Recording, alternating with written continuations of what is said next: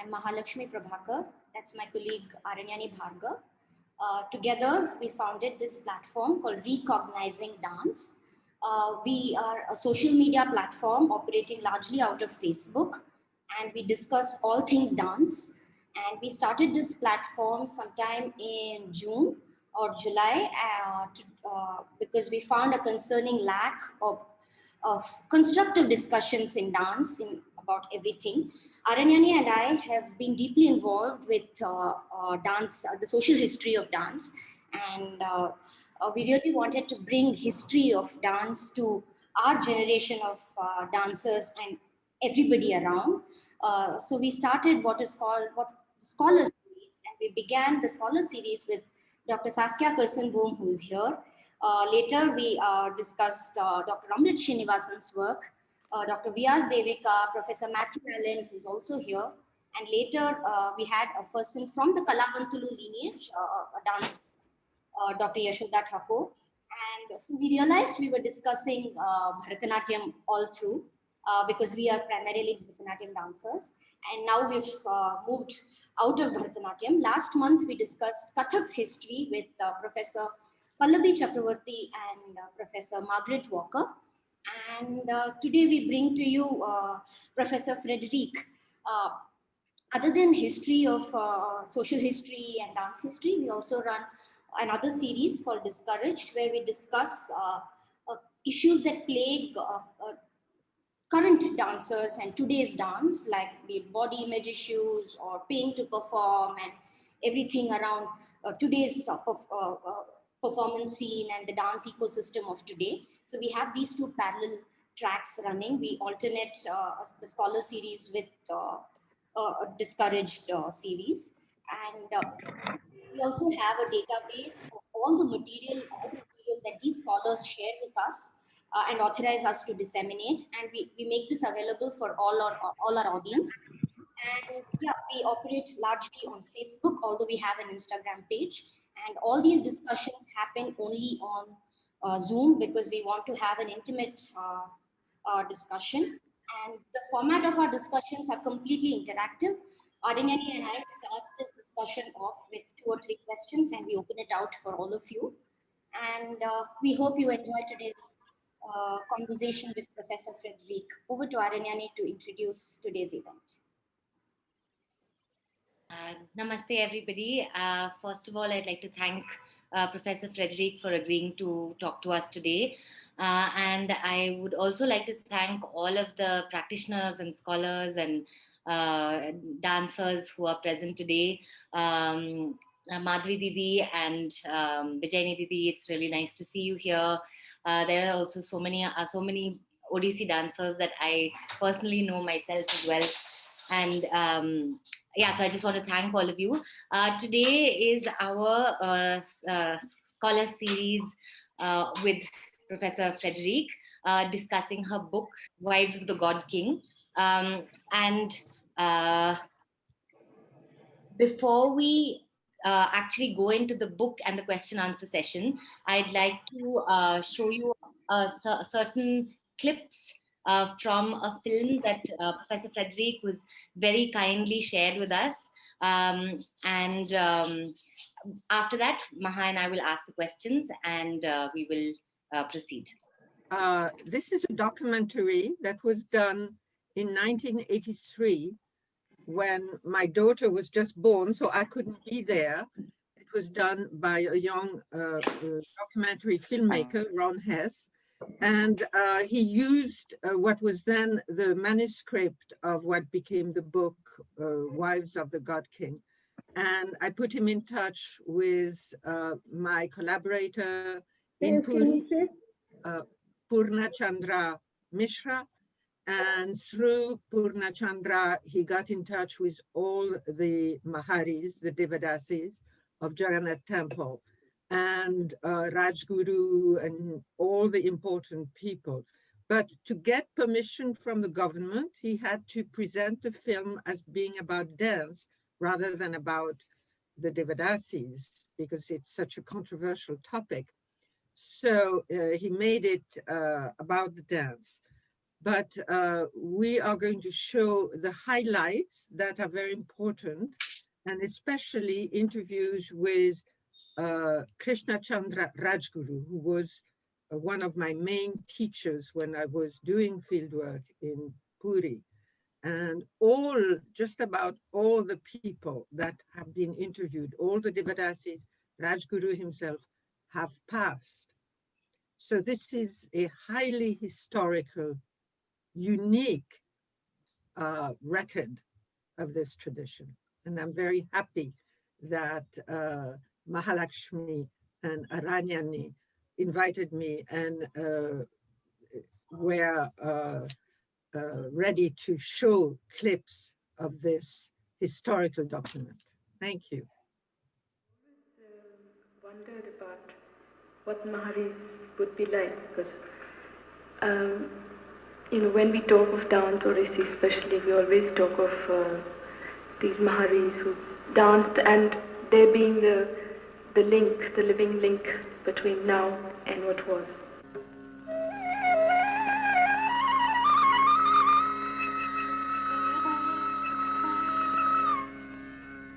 जगन्नाथ मंदिर 36 नियोग 36 प्रकार सेवाकारी अच्छी राजा गणपति महाराजा हूँ प्रथम सेवक आ पंडा पशुपालक जहाँ को सिंगारी कह जाए आ दैता स्वारगड़ू पत्रीगड़ू गरागड़ू अन्य माने बहुत प्रकार 37 नियोग अच्छी महारी गोटे नियोग आम जगन्नाथ प्रतिनिधि जो गणपति महाराजा तांकर आम गुरु आम मंदिर परीक्षा अर्थ परीक्षक से जो महारी माने नृत्यकारिणी गोटे प्रकार अच्छा गाँणी गोटे प्रकार अच्छा से गाँणी मैंने बड़सिंगार समय गाँती नृत्यकारी मैंने सकाल धूप टेरा पड़ा बेले आम आगे नृत्य करती आम सुनावेश भंडार आसे आम सामने मादली मादल बजाती से माने नृत्य करती ठीक तेरा जिते को नैवेद्य आरंभ हुई महाप्रभु आड़िकी दक्षिण भाग रहे. Beyond the hall of dance and the assembly hall lies the inner sanctum. This is the worshipper's school, where the divine presence is recognized. Here the food offering was made during the morning ritual. At night, the Mahari sang at the threshold. In Hindu metaphysics, the temple plan represented a microcosm of the world order. Outside the inner sanctum lay the world of nature.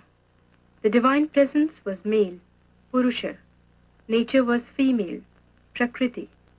Early thinkers said, nature, or Prakriti, danced for the divine presence.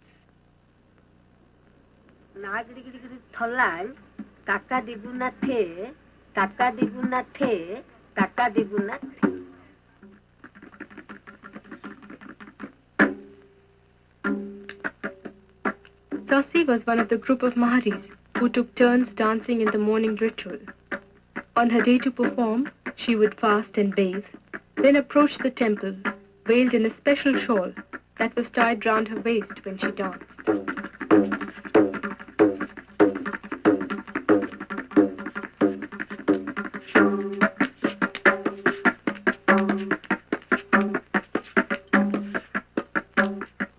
Inside the temple, the Mahari performed only pure dance, which had no storyline, but was said to embody the quality of Shringara, or love.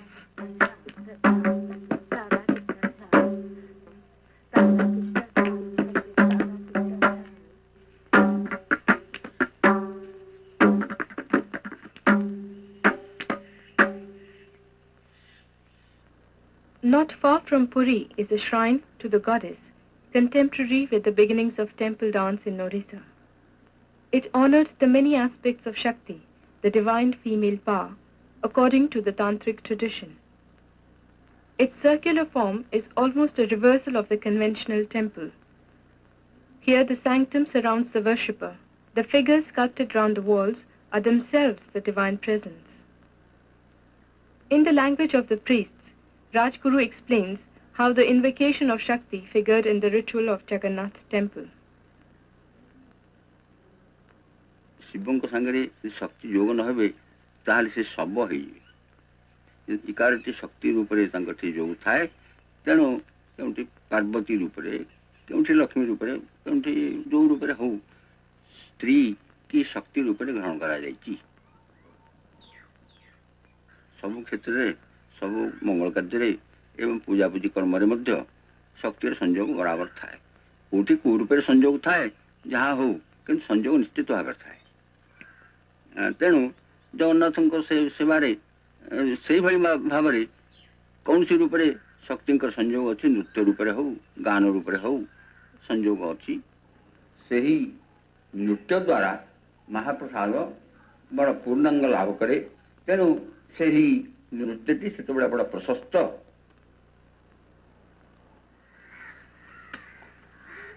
ଆଗରେ ଏତେ ଭକ୍ତି ଥିଲା ଜଗନ୍ନାଥଙ୍କ ପ୍ରତି, ସେ ଦେବଦାସୀ ବଡ଼ସିଙ୍ଗାର କରିବାକୁ ଯାଏ, କିନ୍ତୁ ସେ ପଲଙ୍କ ତଳେ ଶୁଏ। ରାତିରେ ବାହାରକୁ ବାହାରିବନି, ସେଇ ପଲଙ୍କ ତଳେ ଶୋଇବ। ବାହାରୁ ଯୌମୁଦ ଦେଇକିରି, ସେତେବେଳେ ସତ୍ୟ ଜଗନ୍ନାଥ ଥିଲେ ବି ସତ୍ୟ ଦେବଦାସୀ ବି ଥିଲା, ସମସ୍ତେ ସତ୍ୟରେ ଚଳୁଥିଲେ, ରଜା ବି ଥିଲେ ସତ୍ୟରେ, ସେମିତି ଭାବରେ ଶୋଉଥିଲେ। ସେ ବହୁତ ଘଟଣା। କିନ୍ତୁ ଆମର ପ୍ରକୃତ ହେଉଛି ନିୟମ, ଅରଖ ଫୁଲ ଲଗେଇବୁ, ମୁଣ୍ଡରେ ଜଟ, କାଇ ବସ୍ତ୍ର ପିନ୍ଧିବୁ। ଆମର ଦେବଦାସୀଙ୍କର ଇଏ ହେଉଛି ନୀତି। ସେ ରାତିରେ ସେଠି ଆମେ ଶୋଉଥିଲୁ, ମାନେ ପରମ୍ପରାରେ। ମୁଁ ଖାଲି ଶୁଣିବା କଥା ନା, ମୁଁ ଦେଖିଛି ନା ଜାଣିଛି। ଶୋଉଥିଲୁ ପଲଙ୍କ ତଳେ। ସକାଳ ମାନେ ସତ୍ୟ ପରିସ୍ରା ପୋଖରୀ ସବୁ ବନ୍ଦ ହଉଥିଲା। ସକାଳୁ ଉଠିକିରି ଦୁଆର ମଙ୍ଗଳା ଆଳତି ବେଳେ ଦୁଆର ଫିଟିବ, ଦେବଦାସୀ ତା ଭିତରୁ ବାହାରିବ। ସିଏ କ'ଣ କରିଛି, ଛୋଟ ଛୋଟ ଝିଅ ଗଣ୍ଡିଏ 6ଟି ପାଳିଥିଲା। ସେ ସେବା ସକାଶେ ପାଳିଥିଲା। ସେଦିନ ତାର ଖାଇବାକୁ ନାହିଁ। ଇଏ ଦାସୀ ଗଲା ଭରି ଜଗନ୍ନାଥଙ୍କ ପାଖକୁ, ବଡ଼ସିଙ୍ଗାରକୁ ଗଲା, ଯେ କହିଲା ମହାପ୍ରଭୁ ତମ ଶ୍ରୀମୁଖକୁ ଦେଖିକିରି ମୁଁ ଆବଶ୍ୟକ ରହିଯିବି, ଶୋଇଯିବି, କିନ୍ତୁ ସିଆଡ଼େ ପୁଞ୍ଜେ 5ଟି ପିଲା ମୋର ଭୋକ ଉପାସ ଗଲେ। ତୋ ଇଚ୍ଛା, ଯାହା କରୁଛୁ କରେ। ଏହାକି ତାର ସେଠୁ ତାକୁ କରିଦେଲେ। ତାପରେ ଭୋଗ ହେଲା। ସେ ଥାଇଟାକୁ ବିକ୍ରି କଲେ, ବିକ୍ରି କରିକିରି ଗହଣା ପତ୍ର ସେ ଟଙ୍କାକୁ ଦେଲେ ଦାସୀକି। ଦାସୀ କହିଲା, ମୁଁ ଏ ଟଙ୍କା ନେଇକି ମହାପ୍ରଭୁ କ'ଣ କରିବି? କାଇ ବସ୍ତ୍ର ପିନ୍ଧିବି, ଅର୍ଖ ଫୁଲ ଲଗେଇବି, ମୋଟା ବଗଡ଼ା ଖାଇବି, ମୁଁ ଏତେ ଟଙ୍କା ନେଇ କ'ଣ କରିବି? ନା ଯା, ତୁ ମନୁଷ୍ୟ ଜୀବନ ତ ପାଇଛୁ, ତୋର ତ ଗହଣା ପତ୍ର କରି ପିନ୍ଧ। ଯଦି ଗହଣା ପତ୍ର କରି ପିନ୍ଧିବି ତାହେଲେ ମତେ ସମସ୍ତେ ଅନେଇବେ, ନା ଯଦି ଅନେଇବେ ତାହେଲେ ଯା, ତୋର ସେବକ ତୋର ଅଙ୍ଗ ଛୁଇଁବେ। ନା ଯଦି ସେବକ ଅଙ୍ଗ ଛୁଇଁବେ, କିନ୍ତୁ ଆଉ ଜଗନ୍ନାଥ ପଲଙ୍କ ତଳେ ଆଜିଠୁ ଶୋଇବିନି, ସେବା କରିଦେବି, ପଳେଇବି। ଇଏ ଗୋଟେ ବଡ଼ ଗୁଡ଼ ରହସ୍ୟ।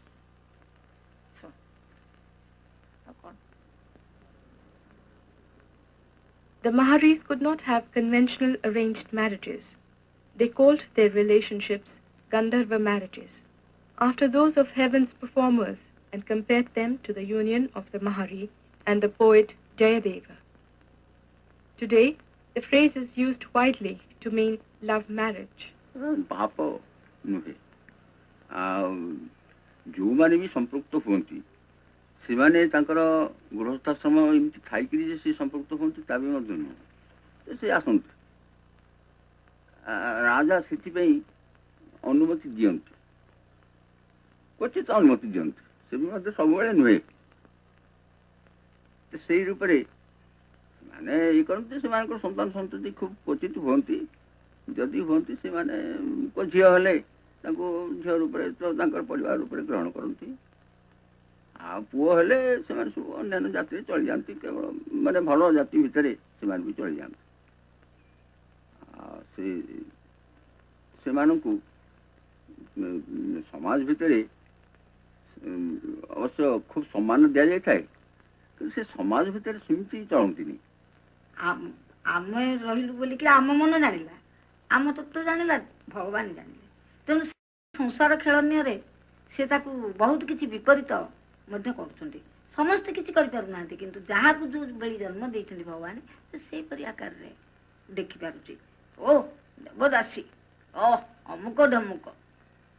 ତେଣୁ ଆମକୁ ଗୋଟେ କିଞ୍ଚିତ ଭାବ ରହିଲା, ହଉ ଭଗବାନ कौन तुम्हें जन्म देल आम किसी भी जानी पारनु किसी भी बुझी पारनु किंतु या भी मध्य संसार क्षेत्र पर मध्य अणभक्ति रही ता भीतर किसी बुझी पारनी लोक तेणु संसार मत को कहीं इच्छा करने को आमर पड़ो जी प्रकृत कथा जदि भक्तमय जदि रही सी संसारमय किसी इच्छा करने को दरकार करूनी संसार सांगे किसी संपर्क ना संसारटा केतबले लोकटा को भल बुझिला केतबले भूल बुझिला केतबले ठीक बुझिला राजा प्रभाव कमीगला राजा प्रभाव कमी जापर पर आउ कौन से आदर रहा धर्म विश्वास भी क्रमे क्रमे लोक कमीगला कमी जा द्वारा से दृष्टि जिन को बेसी दृष्टि देले लोक अतएव से गुड़ाक कालक्रम कमी आसी बेसी दिन नुहे मोरी अनुभव भितर मुझे देखी देखी आसी बोध हुए ये 25-30 वर्ष भीतर घटना या भीतर बंद है बंद किसी हमारा कौन कारण नहीं कि कहीं बंद करना एपर्यंत भी कौन निषेध आदेश है सेवार किसी मिलूनी कहीं सेवा कर से गोटे लोक सेवा कर कौन सरकार पैसा दौरान से कौन खेई खेई ये पिठा खेई से खेईटा को जड़े नहीं रखे रखिकी से सबुदिन खेई सबुदिन बिकी बिकी बिकी बिकी वर्ष को से खेईटक पैसा पत्र एकाठी करे ताको आगे दिए देकी सेटा जिते जन था सेवा करने को नाच सेवा बहुल सेवा करने को जिते लोक था सेटा को बांटिकी नियंती किए 20 पाइब कि 30 पाइब कि 25 पाइब कि 50 पाइब कि 100 पाइब कि 150 पाइब इथे तो चली हेनी चली हे कि सेवार कौन मिले Parsimony adds to her rental income by teaching dance and song. Her total earnings are small, around 100 rupees a month. सामान्य एमती रखूँ यही तो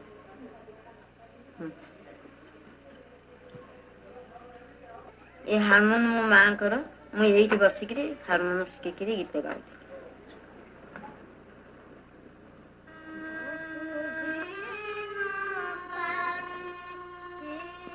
One of the young schoolgirls adopts the posture of Krishna holding the flute. They will present their dance drama on the same stage that launched modern Odissi.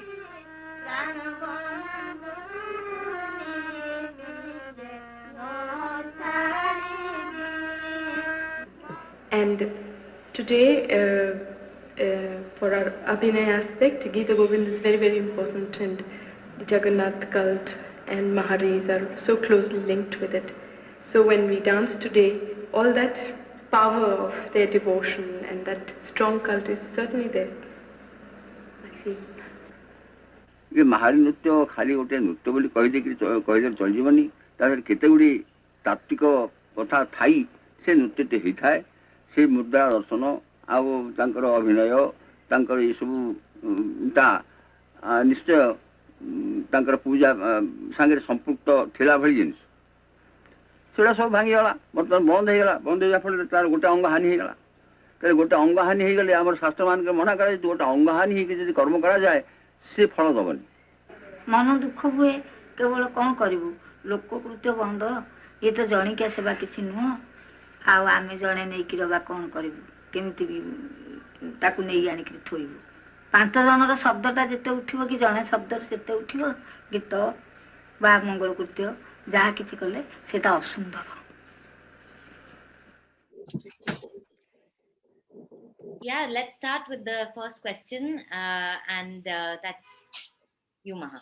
So, yeah, the first question we had for you is generally about the social structure, lifestyle, the rituals of the Devadasis, and additionally, if you could comment on the Shakta nature of the rituals of the Puri or temple and the Devadasis of Puri. Yeah.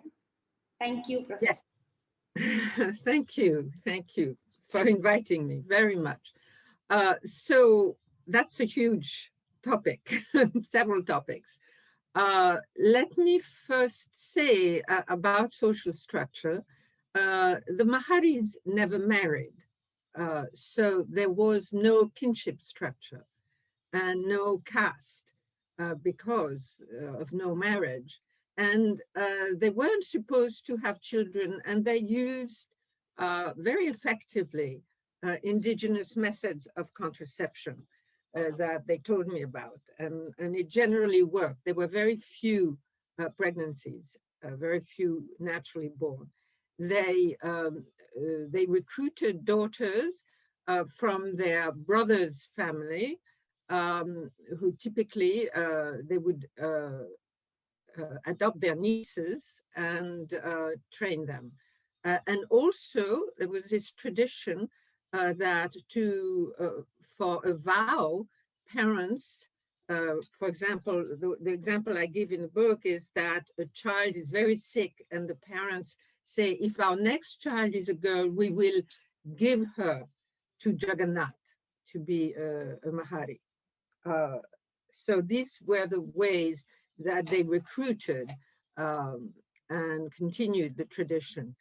I first arrived in Puri in the fall of 1975, and there had been the state government of Orissa in 1955 tried to take over the administration of this huge temple. It's like a little city with thousands of servants in it, and many pilgrims. It's one of the 4 main dhams in India. But the king, who has always been the administrator of the temple, made a suit, brought all of this to a suit in a court, in a judiciary court against the state, and finally lost in 1963. So he was able to continue the traditional way of doing things in Jagannath Temple until 1963. So by the time I got there, it was about 12 years ago that that stopped. And of course, given the tremendous controversy on Devadasis throughout India, and the historically ongoing movement, social movement to eradicate it, that started around the second half of the 19th century, and was finally successful in Tamil Nadu in enacting a law. I don't know if it's called the anti-notch law, but the movement was referred to generally as the anti-notch. Notch means dance. And in a few of the states, previous to the states, laws were passed. This never happened in Jagannath. But what happened, so there was no law, it was not illegal, never made illegal in Jagannath Temple. However, once the state took over the administration of the temple in 1963, and I'm saying this carefully, I have thought about it for years and decades, and checked and overchecked. What I do know is that the pandas, that is those priests who take the pilgrims around Jagannath Temple and other sacred sites in the area, they're called pandas, stopped telling the pilgrims, taking them to the Devadasis, and stopped saying that she was Chalanti Devi, the living goddess. Because, and this is my surmise, because I could not interact with the state administrator. I was persona non grata because of the topic of my research. So, nobody wanted to deal with me. So I dealt with very traditional people. I studied with Kokila, who tells the story of Palankatole underneath the bed of Jagannath in the film. And so this is how I went about things. And I never discussed sexuality with anybody I could not ask. It just was such a touchy subject. And I focused on rituals and understanding what the rituals were like. I should also add immediately that I could never go inside Jagannath temple because I am not Hindu. Jagannath temple is an extremely traditional temple, just as its food does not accept any plant that is not endemic to South Asia. The same with people. So, and I never tried to go in. But I became a close friend to all the Devadasis that remained. There were still 9 of them when I got there. To Rajguru, very close. He was my teacher, basically. And Shimhari, one of the main pandas. These, and in my book, I give a life history, a quick life history of my main collaborators there. So it is, my focus was to reconstruct the rituals and not to ask about anything else. So in the process, of course, I came to learn about lots of things when people became comfortable and trusted me. And what I want to say about the structure, of course, all of this has disappeared. Already when I got there, I had met one daughter of the Devadasi who had been dedicated to temple service, had done the service, but left it, became a nurse. Another one left it, became a film actress. So by the time I came already, it was dying. There was no young Maharis to continue the tradition. They knew this was the end. So the fact, in my understanding, after a great deal of thought and inquiry, is that the death was not a law, as in Tamil Nadu, but it was the takeover in 1963 of the administration of the temple by state of Orissa officials. These are English-educated IAS officers, the children of Macaulay, brown on the outside, but white in their brains. So they had completely swallowed the colonial gaze on this institution that called it sacred prostitution and that it was terrible.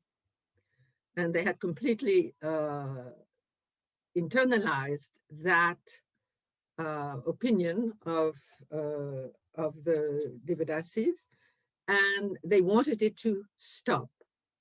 And the way they did it is to tell the pandas not to tell the pilgrims that she was the walking goddess. So she is Chalanti Devi, only in the daily dance, the main ritual, which is at the main meal of the day. It's called Sokalo Dupo, morning meal, but it actually happens in early afternoon. It's a main meal of the day. And that's what is shown in the documentary, with the plan of and it takes place in the dance hall, which is the largest hall. It is public, or it was public. And I did interview people who had watched it. And they considered her Chalanti Devi. And after her dance, they would roll in the place where she had danced to pick up her leftovers on their own body. So this is the main ritual, but they also did a ritual in the evening, which is a Vaishnava ritual, which was instituted by when Sri Chaitanya came to Puri in I think 15th or turn of 15th to 16th century. And there's an inscription in the temple to that effect. He wanted the Gita Govinda to be sung in the evening, or Gita Govinda-like poems in Oriya instead of Sanskrit. And so when I arrived, Kokila, who tells the story of under Palankatole story, was still doing the evening ritual. But that's the only regular ritual that was still going on. They were still also doing certain festival rituals, which I witnessed. So it was already a dying, but sufficiently, there were sufficient people who knew all about it and who still did some of it for me to reconstruct and write down what those rituals were and try to understand their meaning. Aranyani, your question? You have an issue, you'll have to unmute. Yeah. No, I was just, there was something, I don't know what's going on today. My internet connection is unstable. Thank you so much, Professor Frederique, for that answer. Our next question to you was about the differentiation between the sexual relationship that the Devadasis had and prostitution. Like, how would you differentiate the sexual relationship of the Devadasi from prostitution? Yes, that is a key question. Thank you for it. So I went back to my book, and to my horror, I see that I use the term prostitution sometimes. And I'm sorry I did, because of the echoes that that term has. It was labeled sacred prostitution, well, by the British and by the, I quote at length, a French Abbé Dubois, and who says, you know, this is horrible. They defile the temple, blah blah blah, everything that you can imagine. But there's a very long tradition in the West, a religious tradition in the Bible, of sacred prostitution in Solomon's temple. These women are called by two terms, and I forgot the other terms, but it's just like Jagannath, and I wrote a paper on this institution worldwide and really read a huge amount of things, and it exists in many civilizations, what is called Devadasis, the sacred women. And there are two terms in the Bible, the Old Testament, that is the Torah, the Jewish text, of these women, and they're called by two terms. One is Kadosha, which means the sacred woman, it's a feminine. And the other, I forgot the term, but the other is the equivalent of Veshya. Veshya, which was used very much in Puri, and the etymology is closed, the adorned woman, but it means courtesan. It's a woman who doesn't marry and is sexually active. So the same thing with the Devadasis, especially in the Shakta tradition. And the Rajgurus, and K.C. Rajguru, who is being interviewed and who was my teacher and gave me a text on this tradition about the Maharis, for the Shaktas, this dance is the most important thing. It is not a performance. She doesn't dance, unlike what the documentary shows. She doesn't dance. She's not Prakriti dancing for Purusha. No. She is Dakshina Kalika, and she faces south. In the book, I say she faces north because I could not be in the temple. The Devadasis could not be in the temple to show me how they face, and they got confused. But she faces south, and south is not where the deities are. They are on the east. So vis-a-vis where she's dancing. So south is the place of the sea, the smosana, the cremation ground, and the place where the enemies come. So she is protecting the kingdom, Dakshinakalika. And the Mahari is Dakshinakalika when she's dancing during the main dance of the day, not in the evening.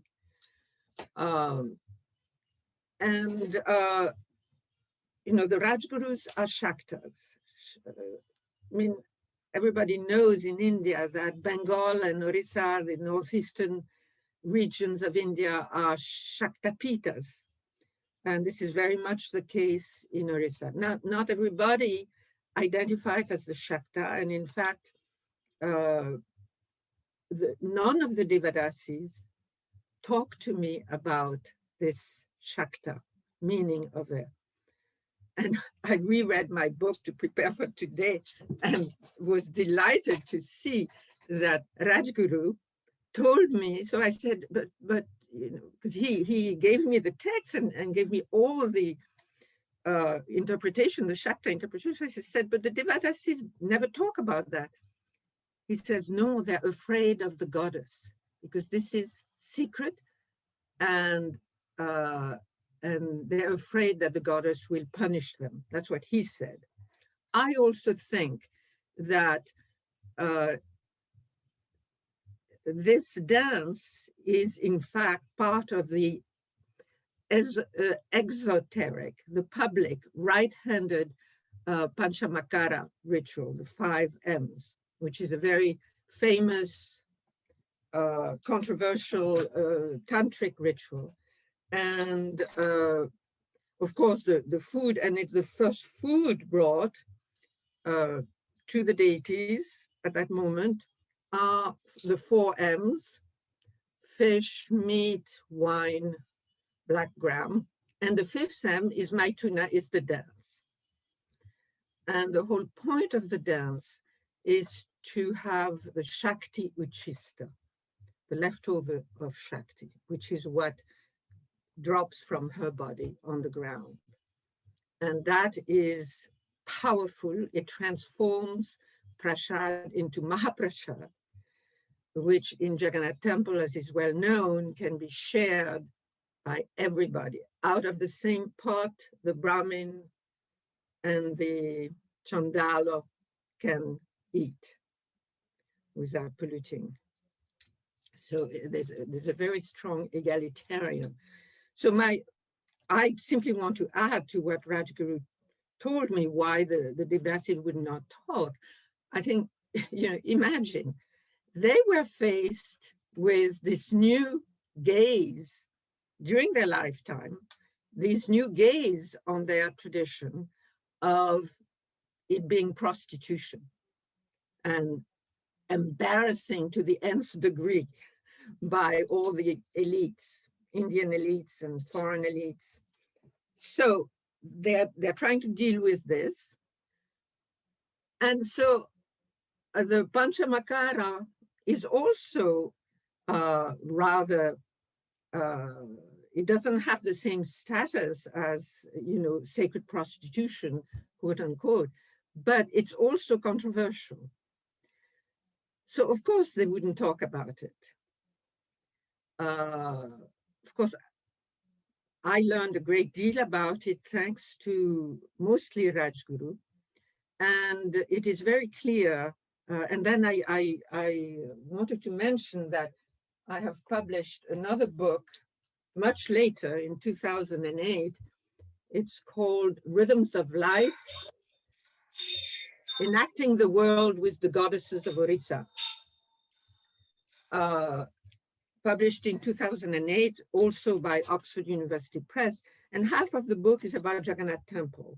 And in it, there's an article with Dennis Hudson, who was a colleague of mine at Smith College, where I taught, and who had done research in Madurai in a Vaikunta Perumal temple of the 8th century for decades. And my work on the Devadasi helped him to decode one of the panels he couldn't make sense of. So we've written a paper together in that book, and it's very clear that this was a pan-South Asian tradition. Of course, it had its regional variants, but it existed everywhere. And what I want to say is that there are many, it's Jagannath Temple, everybody says that, you know, South Asian traditions are palimpsests. Nothing disappears, but one on top of another, you know, it's a multiple. So you have Vaishnavite tradition, you have Shaivite tradition, you have simply regional traditions that are typical of the region without any sectarian identification. So there are all these aspects. And I touch on all of them in my book. And they're all, you can't say which one is true. They're all true. However, for me, I will tell you what I think, since the dance, the main dance, which is very, very old, much older than the evening Vaishnavite Gita Govinda dance, at the time of going to bed, the deities going to bed, this Shakta dance is the oldest. And there's iconographical evidence that predate the construction of this temple in the 11th, 12th century. So these are extremely old traditions. And I believe that the Shakta tradition is probably one of the oldest. Nothing disappears, so it's not the only one.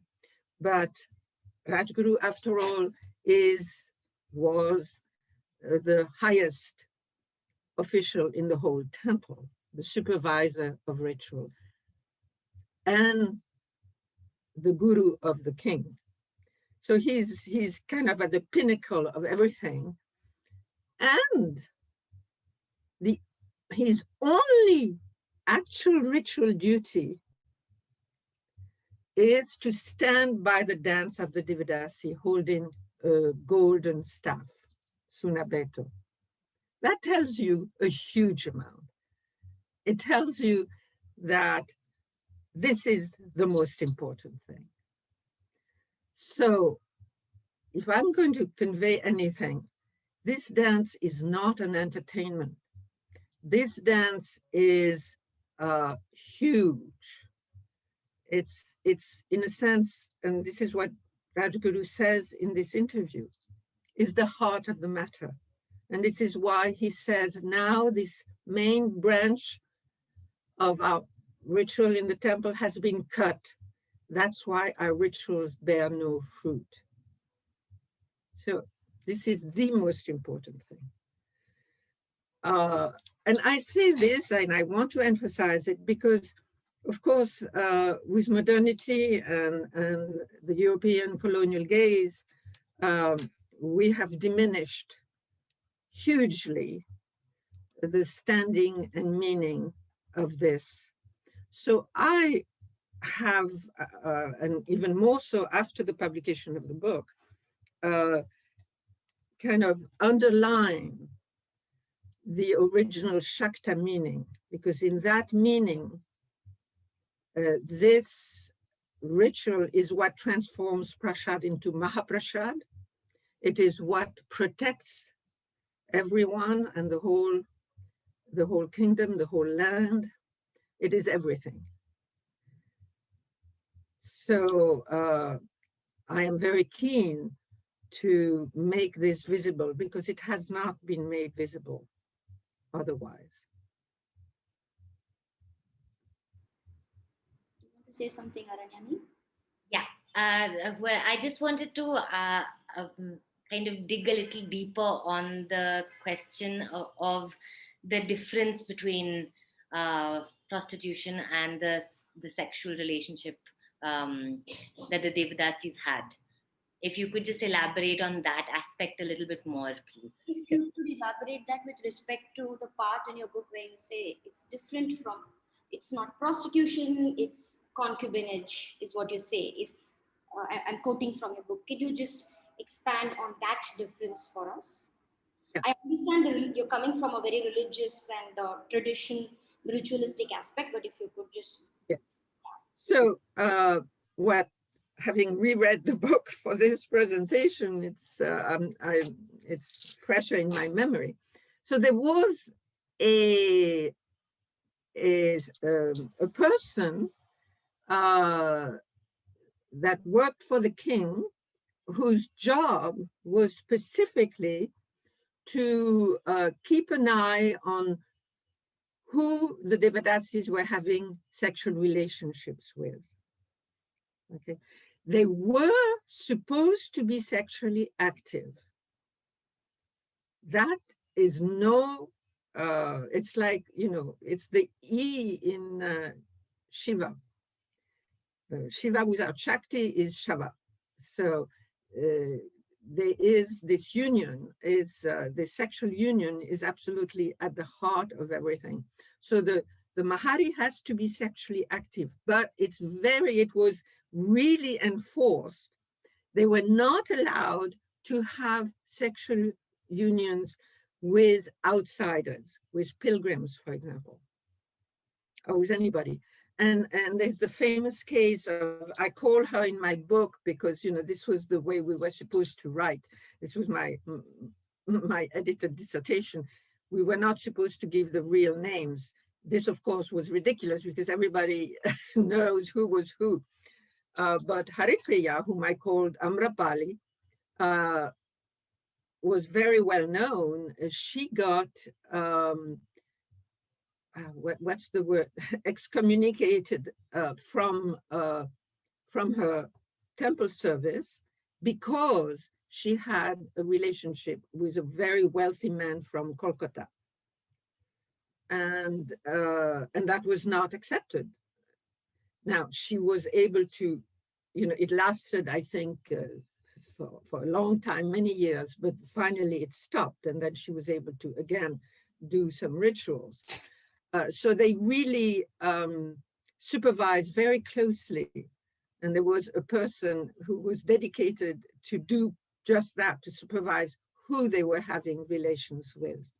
And they were supposed to have relations with, ideally, temple Brahmins. Most of the temple servants were Brahmins of different levels.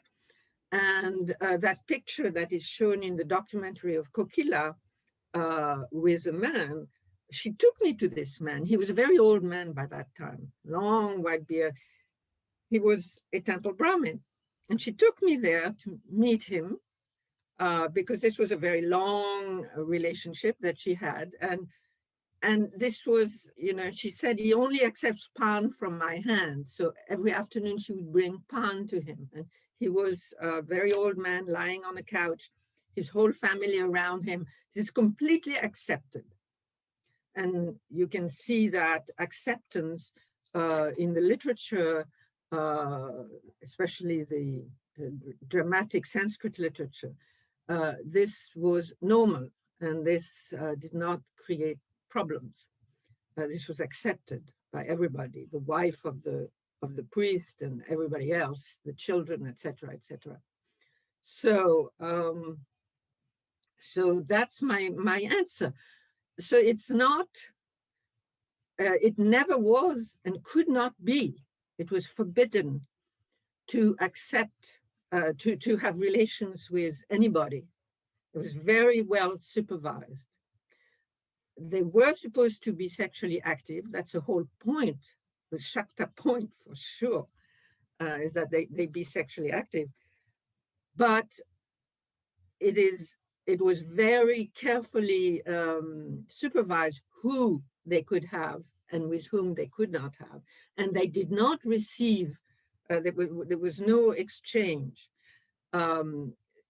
Originally, they had lands. like all sebakos, all temple servants, they had lands. But with the takeover of the administration, these lands were taken away. So they received a pittance, as Sassimony and Sparsimony tells in the document. But before that, they were self-sustaining, and they had their own houses. And the pilgrims worshipped them as Chalanti Devi and gave them valuable gifts, depending, of course, but it could be little things, but it could be very valuable jewelry that they received. They would be called to go to the pilgrims' place where they stayed, and they always went in a group, and the pilgrims would give them gifts and worship them and take the water from their feet, wash their feet and drink that water. So this was, they were treated like Chalanti Devi. And so the term prostitution, which immediately conveys a commercial, you sell sex, was never there, never. So courtesan is closer to it. We don't have terms because this thing doesn't exist. I mean, it used to exist in ancient Greece, in the Solomon Temple, in many temples before they were destroyed by Constantine and his sons when he became Christian. But before that, this was very common.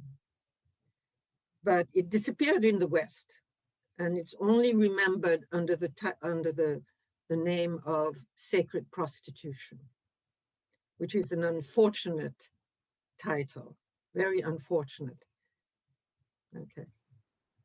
So our next question for you is, you met all the Devadasis and your, that you've written about after the abolition, and There was no abolition. there was no abolition in Puri, is it? No polishing, no legal, unlike Tamil Nadu, let me repeat again, there was no law passed, it was never illegal. It's just that once the state government took over in 1963, they didn't want this to continue, but they didn't legislate about it. So they simply put out the word, don't tell pilgrims that these women are Chalanti Devi. That's all. So the abolition did not affect them. The 1947. Oh, you've disappeared. Oh my God, what do I do? Oh, I have disappeared, or we've disappeared? Or... Yeah. The whole thing has disappeared. Have you? We can still see you and hear you. Yeah, we can see you. Yeah, let me get it on again because I can't see. Oh, there. You're back. Okay. The 1947 Prevention of Dedication Act did not affect Puri, the Maharis of Puri. Okay. So because the reason it did not affect them is that the temple was under the jurisdiction of the king. Okay. And it passed, legally, it passed under the jurisdiction of the state government and the IAS officers that were appointed as administrators of the temple only in 1963. And that is not long before your research, right? Like 12 years before I came. And that's what they said. They say about 14, 15 years ago, they stopped calling us Chalanti Devi. So it coincided with that time. Okay. Aranyani, you can ask the next question. Professor Frederique, and this will be our last question, after which we'll open the discussion to all the viewers. We wanted to ask you to comment on the contradiction that is there between the auspiciousness and the impurity aspect of the Devadasis. Yes, well, that's the big contribution of my book, because when I got to Puri, in 1975, the dominant theory in Indian studies, not only anthropology, but wider, was Louis Dumont theory published in his book Homo Hieraticus, that the whole society can be understood with the purity, impurity, and you know, everything can be understood in those terms. And that theory could not have been better designed to make invisible what was staring me in the face. And in fact, during my first year of fieldwork, I thought I was a total failure because I did not understand. I thought I had no data. I'm a failure. It was horrible because I did not understand anything. Then when I went back the next summer, I think the goddess zapped me. And I ran into Sasimani on the street. I was going to the post office and I ran into Sasimani and we started chatting. I developed a conversational oriya, sufficient for conversation, not really to understand the very learned discourse of Rajguru. Then I had the help of Purnachandra, but I could chat in oriya well enough. So I ran into her and she says something. I forget what she said, but it felt like I was zapped. I said, oh my God. And what I was zapped with is that I realized that auspiciousness was different from purity. And once that happened, then from feeling that I had no data, I had a wealth of data because I understood. I began pulling a string and you know, I began writing and it just transformed everything. So I have developed a great skepticism towards anthropological theory because of that experience. Really, you could not have designed a better theory to make what I was looking at invisible. And that thing I was looking at has everything to do with women. It does not exhaust by long shot the topic of auspiciousness, but it's at the heart of it. So the thing is that what zapped me in that conversation with Sasimani was that auspiciousness cannot be equated with purity, which it had been in the theory and the literature, that I had dutifully read everything as much as I could before going to Puri. And then things fell into place and things began making sense. And particularly from your question, my next period, and that's in this book, half of the book is about my next period of fieldwork, which was on Raja Parva, the festival in the rural areas of the menstruation of the earth and of women. And that is, you know, that's everybody, you know, it's a big festival in Orissa.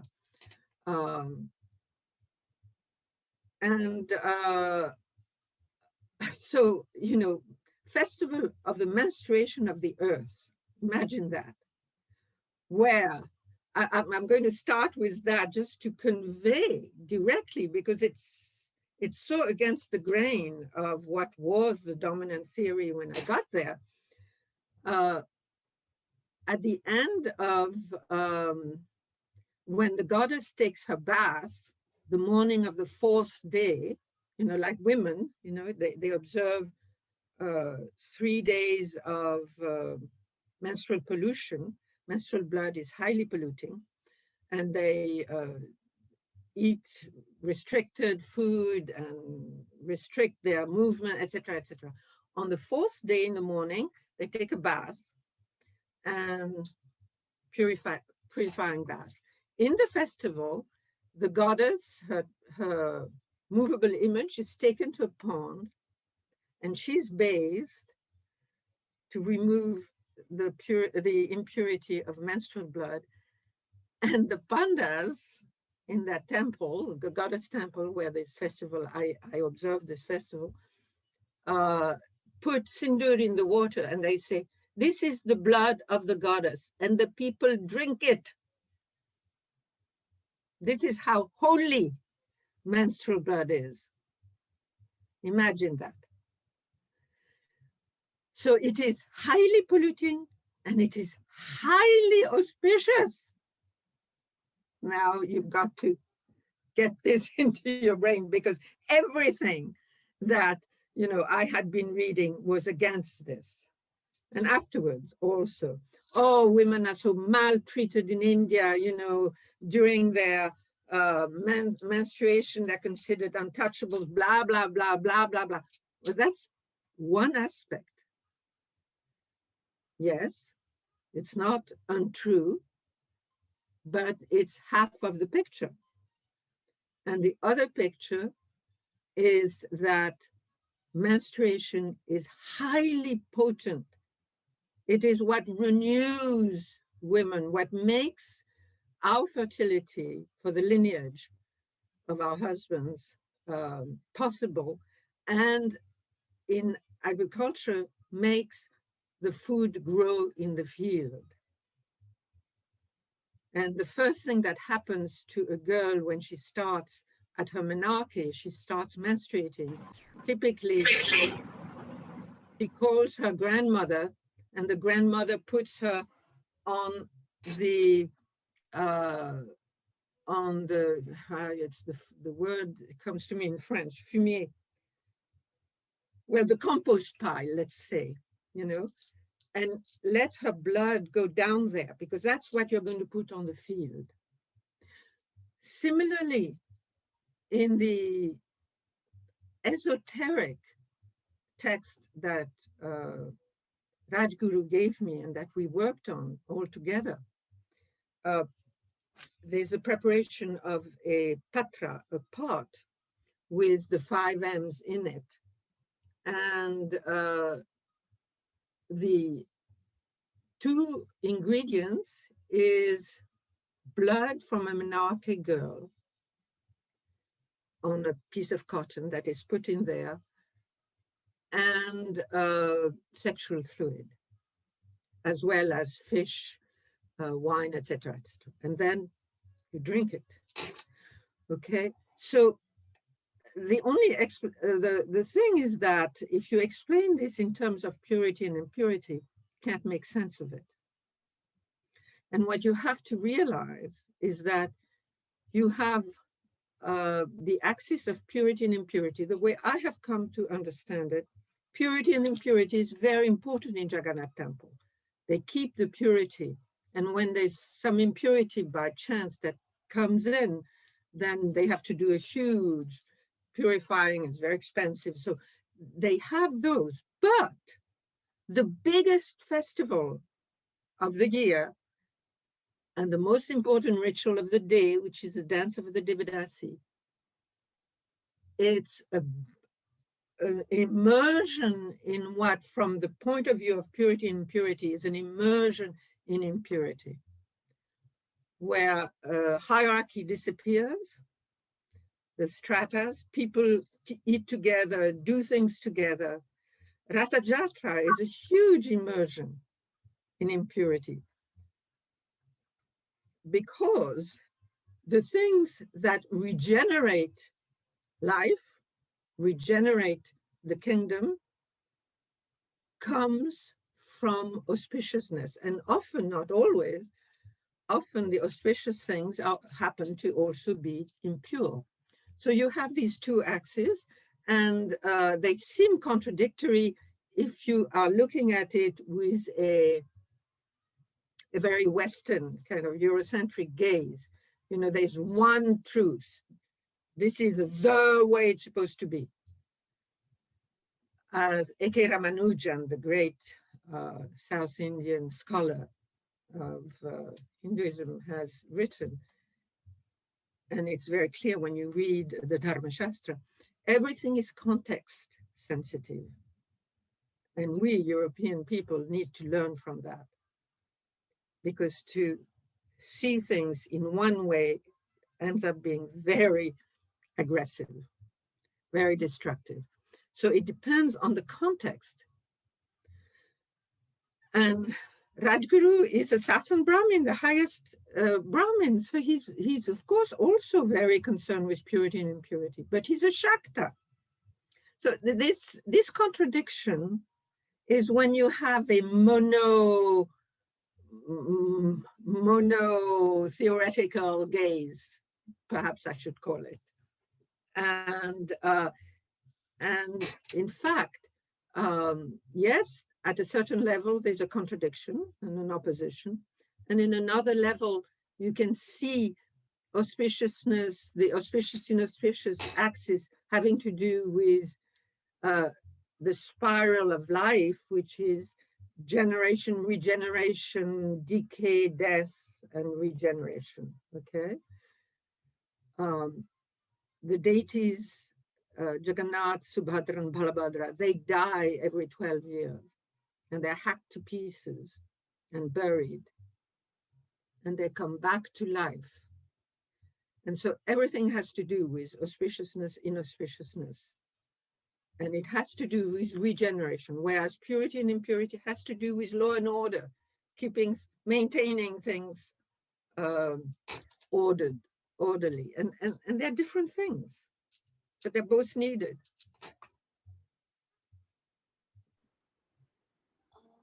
Yeah, we have Dr. Saskia Kursen-Boom, who's another very important research scholar in the area of Devadasi study, and she has worked primarily in Tamil Nadu. And her work is pioneering and the seminal work for Bharatanatyam and the history of Bharatanatyam. So we've just invited her to have her comments, and yeah, thank you, Saskia Akka. Saskia, I just want to say I read your book before I had written mine, and it helped me hugely. Thank you very much. Fantastic. Well, I'm so thrilled to meet you because I've always wanted to meet you. Now it is actually only digital. I hope that we will meet in life also, because actually I came across your book in Tel Aviv, in Jerusalem. David Schulman gave me your book in 1985. And I'm so sorry that I did not read your work before I submitted my PhD in January 1984, the manuscript. And I have always felt that we really went parallel routes without knowing each other. And actually, I have always been in awe of your anthropological background, which I utterly lacked because I came from Indology, which is totally, how should I say it, defunct in theory. It is basically the language, the texts. And the step which I took was to go to the field, because I always felt that just the translations and the texts, it's not the full story. So I got into the Devadasi track actually through Bharatanatyam, studying the Bala Saraswati style, who of course was the Tanju Devadasi of seventh generations. And her cousin introduced me to Ranganaiki Amma in Tirutani, who had been dedicated in 1932. She was 17 at the time, I think. And I've studied with her for 10 years. But before that, I was puzzled like you were, that I couldn't make a clue out of what actually I was confronted with. I also felt very kind of insecure because I was reading texts. It was not that I was steered and geared by anthropological theory, but the texts also didn't help me. So when I was studying with Dr. Viragavan Agamas, a thought came to my mind, a question came to my mind, because I was living with my teacher Nandin Ramani in a Brahmin household. And there, of course, Kalyanamacha, have you already achieved marriage? Are you auspicious? Are you Mangalam? So I was wondering, so a Devadasi, if she is auspicious, can she wear toe rings?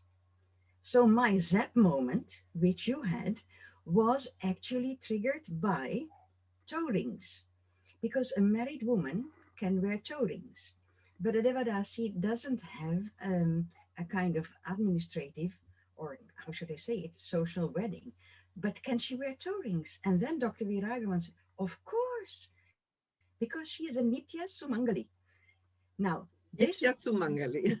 yes. So, I really kind of my mind blew into a much broader perspective. And I was very happy to see that you mentioned also the term Nitya Sumangali, because it's basically a term from the fieldwork. It is from the work floor of Hinduism. It's not a category that we were supposed to think in, because indeed, in Indology, this is also not the point to think in auspiciousness or inauspiciousness. There were different categories. So, starting with this Nitya Sumangali thought, I came to Tirutani, and there I found out that the most important thing actually was that her auspiciousness, and that was her capacity to shield the gods and mankind from danger. She could kind of cleanse the gods through arati. And that is my question. How much comparative can we talk about Kumbhadipa and Kumbharati? Actually, is this a connection to your Dakshina Kali? That she is connected to the dangerous forces of nature. And Absolutely. she is the one who actually can evaporate or take away or transform drishti, evil eye, danger, mala. I think this is a very important category, mala. And that's another talk I really would like to connect with you later. For the moment, I restrict the Kumbhadipa was the most important murray, a kind of hereditary right of a Devadasi to perform. And actually, her first dance, after her dedication, she danced a full margam of what is called Bharatanatyam now, and then she performed Kumbhadipa, Kumbharati, the kind of cleansing, taking away of evil eye by a triple rotation of the pot lamp. And at that occasion, she received, actually on her right hand, the Trishula, Muttirei, and that marked her into a Devadasi. So, sharing the Zap moment, about which I'm very happy, I have my question about Kumbharati and shielding from danger, and actually breaking down danger, transforming down danger into a new auspicious situation. Exactly, Saskia. This is so wonderful. Actually, I became aware of this through collaborating with Dennis Hudson on his Perumal temple in Madurai. And we have a joint article in this book. I know the book. I love it. What? I know the book. I love it. I read it the moment it came out. So it's really with collaborating with Dennis, but it's also, because it's with him that I became aware fully of the meaning of Dakshina, the south, and the direction of the south, which is precisely what you've just said. Mm-hmm. That's where danger comes from. Yes. That's where the enemies, the bad, all the bad things come from. They come from the south, and this is why, of course, I could not say that. I was confused in the book, but Rajguru said it very clearly. She faces south. She faces south because south is the direction where all these danger things come from. Mm-hmm. However, there was no ritual like Kumbha Arati. I have not come across that. And what I think is that the dedication ceremony was with the king, and it was tying a cloth around their head from the king. So the fact that the king was the head of the temple really inflected greatly this tradition of Maharis in Jagannath. Jagannath is, the king is Chalanti Vishnu. Yes. And Mahari is Chalanti Devi. So they are the same thing. And so much of the initiation ceremony, the dedication, they call it a dedication ceremony of the young Devadasi, Mahari, has to do with royal symbols. Yeah, can I connect with this? Because basically Ranganaike's temple was a temple which kind of was under royal tutelage and patronage until 1947. It was the king of Karvetinagar. And in order to be dedicated, a request had to be sent to the king to be kept, Arji Petukovala. And 10 Devadasis and 10 Gurukas had to sign the application, and it took half a year for the king to decide a yes or a no. So it is very, very interesting that this kind of, I would say it's almost an overlap of Murugan, who is the main deity there, who is also called Chengalvaraya, which is the name of the king. And in many songs, there is clubbing together Murugan and Chengalvaraya, and they overlap. It is really, he is also a Chaladeva of Murugan, the king. And a Devadasi repertoire could be broad, but the smallest part would be the Kumbharati, connected with Pushpanjali, a dance and a shloka, and Kamankutu. And Kamankutu was part of the Brahmotsava. On the sixth day, the king comes and he takes his seat in a palace, which is in the second Parkara. And 9 Devadasis perform Kamankutu. And there, indeed, in the last line, she pays obeisance to the king and a complete kind of crossover to actually the god. It is really interesting that there is this kind of double exposure, that when you say Murugan, you hear at the same time the king. When you say the king, you hear Murugan. So this kind of king god, you know, what is such a central theme, that was definitely in the temples that were still under their own kind of government and had no interference with English kind of administration. It was an ongoing thing. And the whole idea of Kamankutu, and paying obeisance to both the king and to the god, I think it connects also with the situation that you have described. But thank you. This is wonderful. We will have to meet, Saskia. So we have a lot to talk. But what I wanted to emphasize is that you know, when the pandas used to tell the pilgrims she's Chalanti Devi, and they would go in a group to the places where the pilgrims were staying, and they were being worshipped by the pilgrim as the goddess. So this is the Shakta element that's very, very strong there. And they would wash their feet and drink that water and keep some to take back home. The pilgrims would go back home taking that water.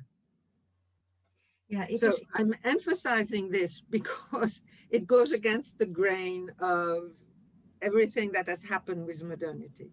Okay, so we have now, I don't knock it. I think I learned Odissi.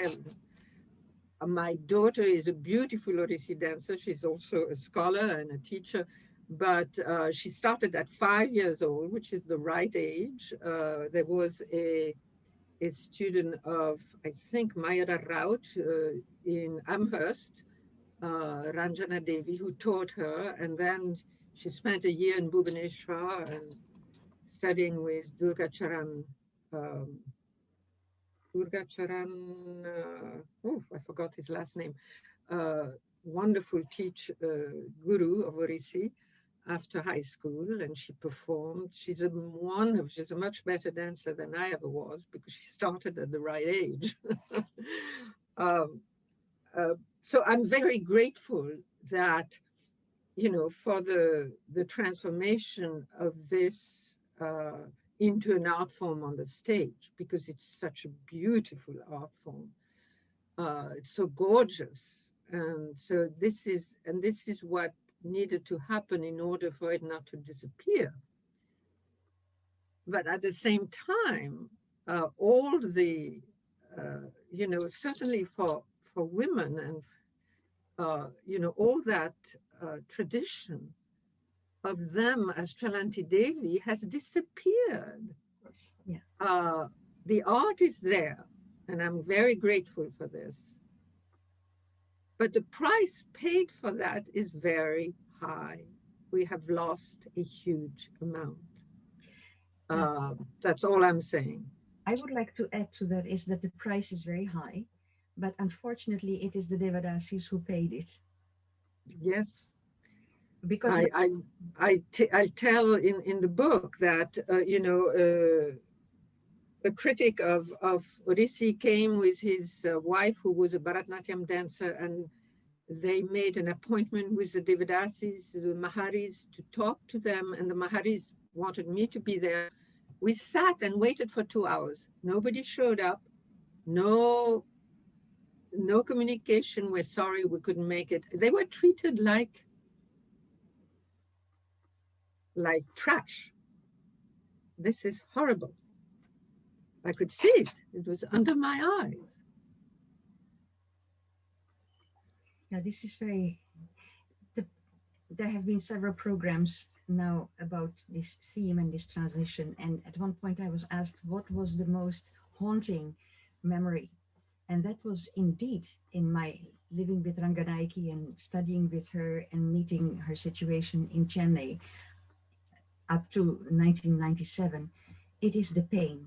It is the incredible pain of not understanding actually what happened to them, because Ranganaiki and her Devadasi families, they lived behind the temple in a street which had a Saraswati temple opposite to the houses of the Gurukul.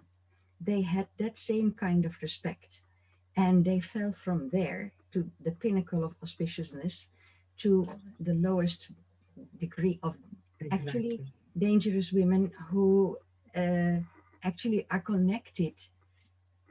It's the sexual aspect, to my mind, was not the most important blame. The hidden blame was the fear that they are connected with danger, that they can deal with envy, with danger, with black magic.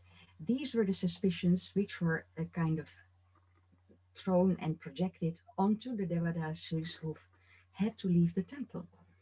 And she tried to become a teacher of Bharatanatyam, and she skilled herself in further repertoire. I have sound tapes of the concert repertoire that she tried to teach.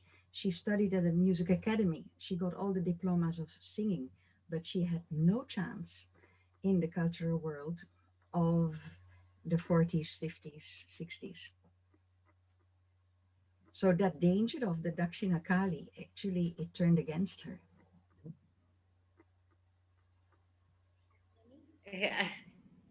Yeah, Maha, are you going to do it or should I? We're both, Maha and I, are so reluctant to stop this conversation because it is so interesting. But there are so many questions that are lined up and we have to go through with them. Thank you so much, Saskia Ka. And Shreya, could you turn on your video so that we can spotlight? Those who have questions, could you really keep it short without a prelude to your questions so that we have time to take as many questions as we can. Thank you, Shreya. Shreya, hello, Shreya. So thank you for that very make informative talk.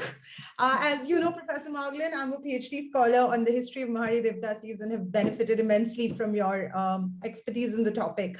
My question, we have briefly conversed about it, but if you could shed some more light actually on the distinct regional register of Mahari Devadasis in Orissa when contrasted with other regions with predominant Devadasi populations like Tamil Nadu, Andhra Pradesh, Karnataka, Maharashtra.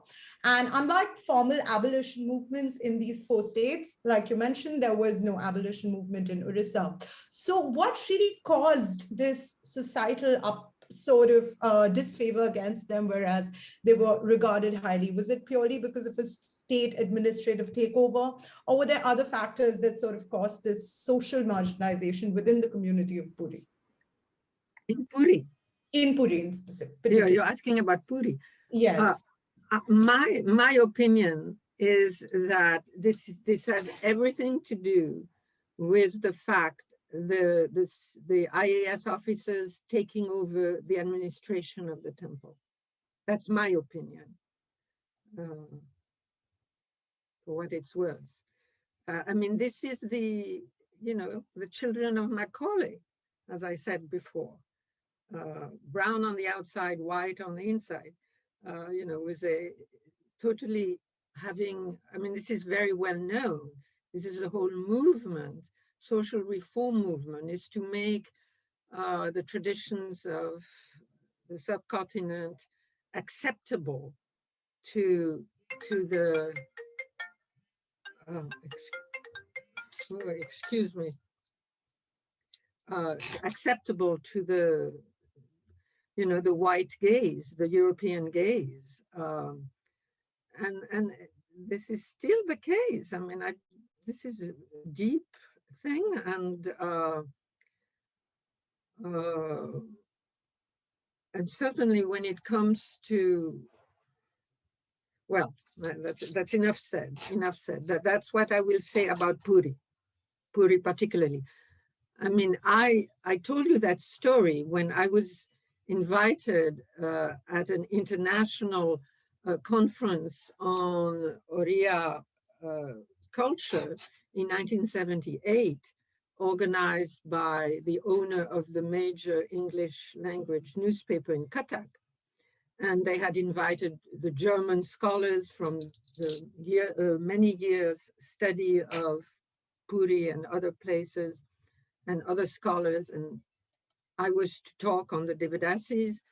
I had done my first and second period of fieldwork. They took me aside and they told me what I should say. And what I should say is that they were pure virgins, and because of Muslim and Maratha invasions of Orissa, they were debased into prostitution. They were telling me what I should say. So this is the elite, okay? This is the powerful elite, the media. Of course, I didn't say any of these things. But this was, and I mean, I haven't been back to Orissa since I think to 2000 or 2002, something like that.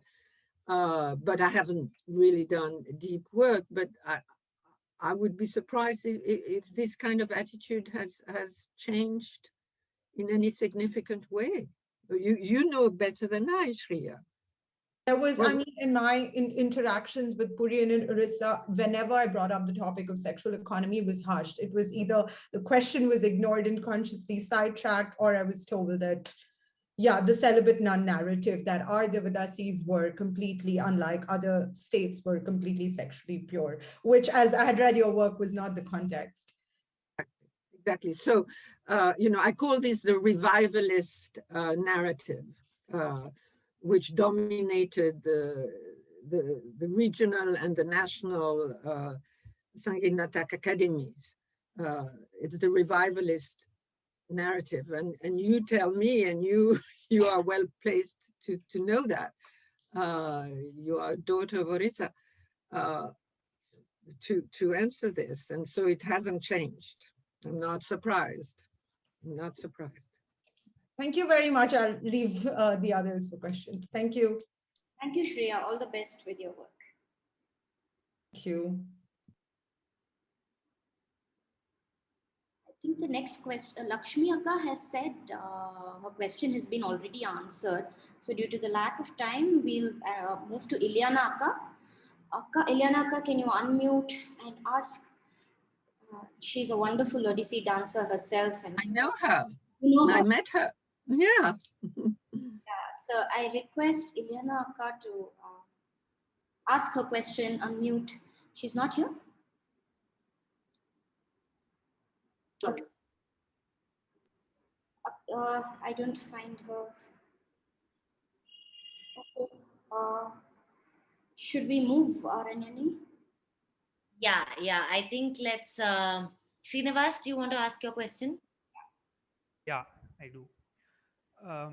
I wanted to ask you what the role of the male members of the families were, because in your book you had mentioned that some of the male members were consulted by others to run dance schools, and they moved on and they taught dance to other people. So what did they do?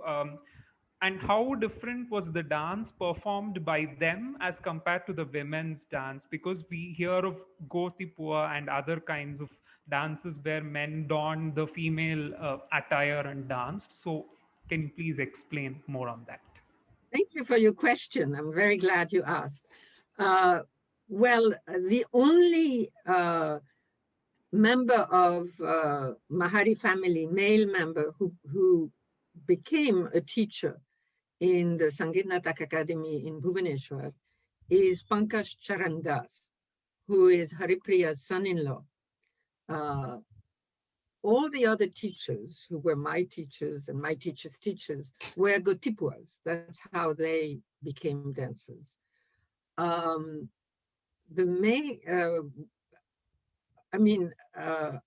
I think the reason for that is that Gotipuas were much more acceptable, that any connection with Maharis was a problem for society at large.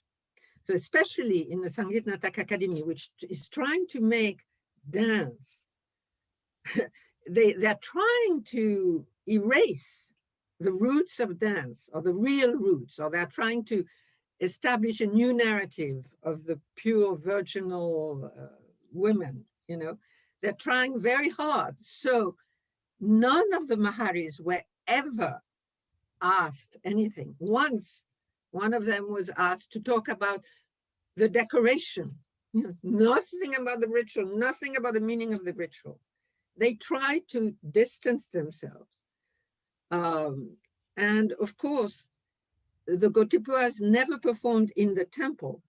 Gotipuas were performing at festivals, street festival, other festivals, at weddings and things like that. So they are completely separate. The style is the same, but they're completely separate from the meaning of the dance in the temple. Okay?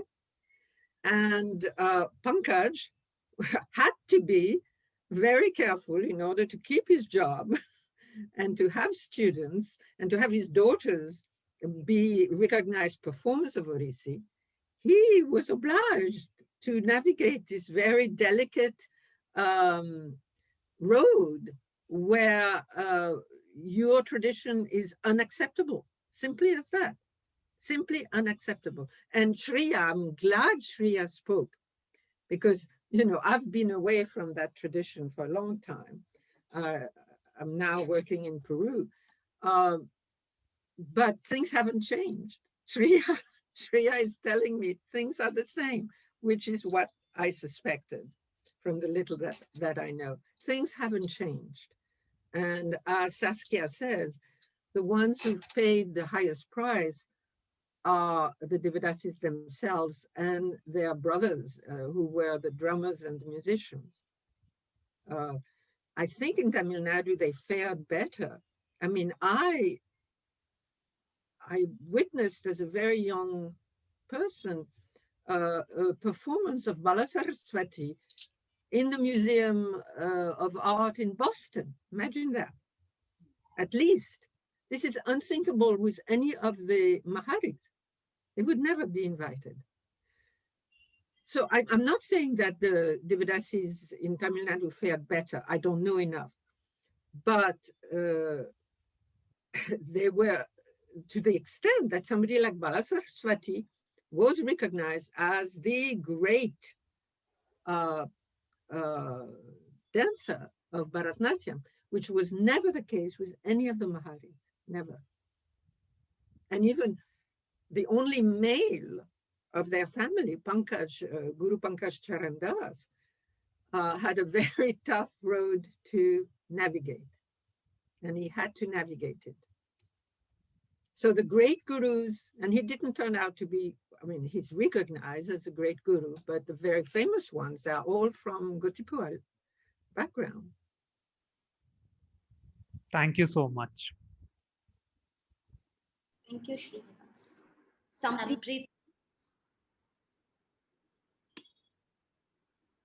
Sampriti, would you like to ask your question? Hi, yes, it was very noisy here. So, ma'am, I wanted to ask you about the Shakta temples that you were showing earlier in the video. Were there any dance practices associated with those temples at all, with the yogini temples? Was there any sort of ritual that you came to know of? And what was the connection between those two systems of temples, the Shakta, the yogini temples, and the Jagannath temple? Was there any parallels, or were there some form of exchange of the Devadasis or anything that was happening? Who asked this question? I couldn't see the person. Sampriti, I think she's not starting her video. Okay. Okay, well, let me just say that I had a full plate to deal with my research topic, which was so profoundly controversial. I had to navigate. I was walking on eggshells constantly. Okay, it was so difficult. I mean, so complex, not difficult, but complex because of the nature of, and I have to tell you that when I arrived in India, I went to see Anne-Charlotte Eschmann, who died shortly thereafter, unfortunately. But she was one of the researchers, the scholars of the large, many years project by the South Asian Institute in Heidelberg, in Puri, on history, the kingship, and many, many topics. And I wanted to see her because she had worked in Puri. So I went to see her in Delhi before going to Puri, and she said, Frederique, forget about studying the Devadasis. Forget it. Don't do that. Nobody will want to talk to you. She was right. But I could not forget because I was totally in love with the dance and I wasn't going to give up my project. But all this is to say that I had so much on my plate that I couldn't, and I discovered the Devadasi Yogini temple much later, and I love it, but I could not do any research on it. And now it's barely alive, in a sense. There's only one pujaka that puts sindoor there every day, but it's almost disappeared as a living temple. So I'm sorry, I hope somebody has done that research. I haven't. I'm very curious about it. But I do know that there were Maharis in other temples, but I haven't heard about this one because of ties between Maharis of Puri and Maharis of other temples, occasional ties that were mentioned. Oh, okay. Thank you so much, Professor. Thank you.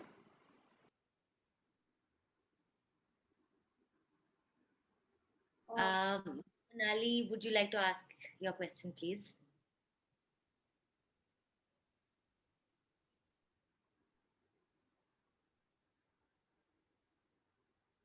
I can't hear. You have to unmute.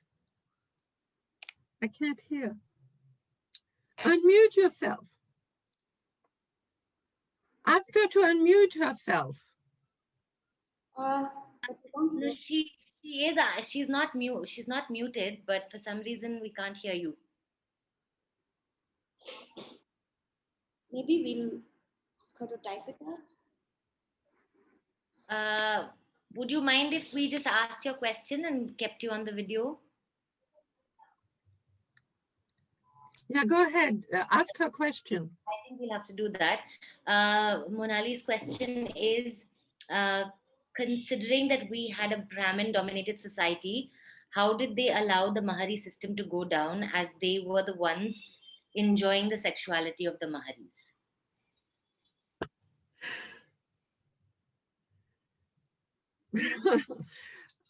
I can only say, repeat the words that you yourself have heard, Monali, from Rajguru. Rajguru is the top level of Brahmin. He is the guru of the king. He is the supervisor of all the temples. And he says that the dance of the Devadasi is the most important ritual of the temple. He's talking religiously. He's talking in terms of importance. So I can't, I don't understand your question at all, because in the case of Jagannath, the top Brahmins are Shakta Brahmins who consider the Mahari to be the goddess, who is their deity. Am I being clear? Yeah, I think so.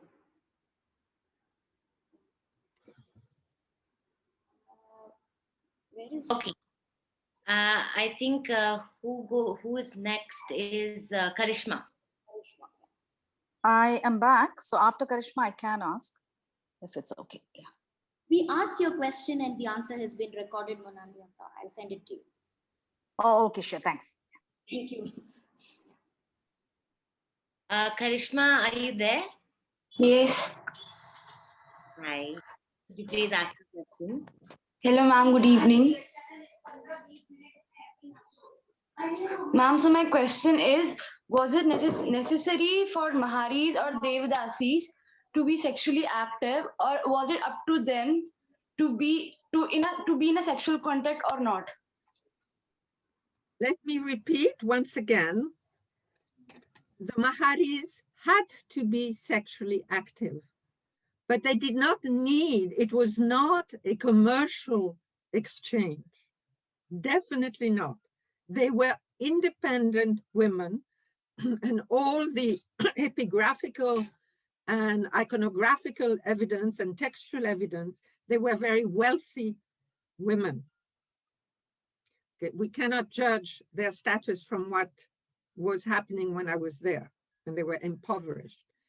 They were well taken care of.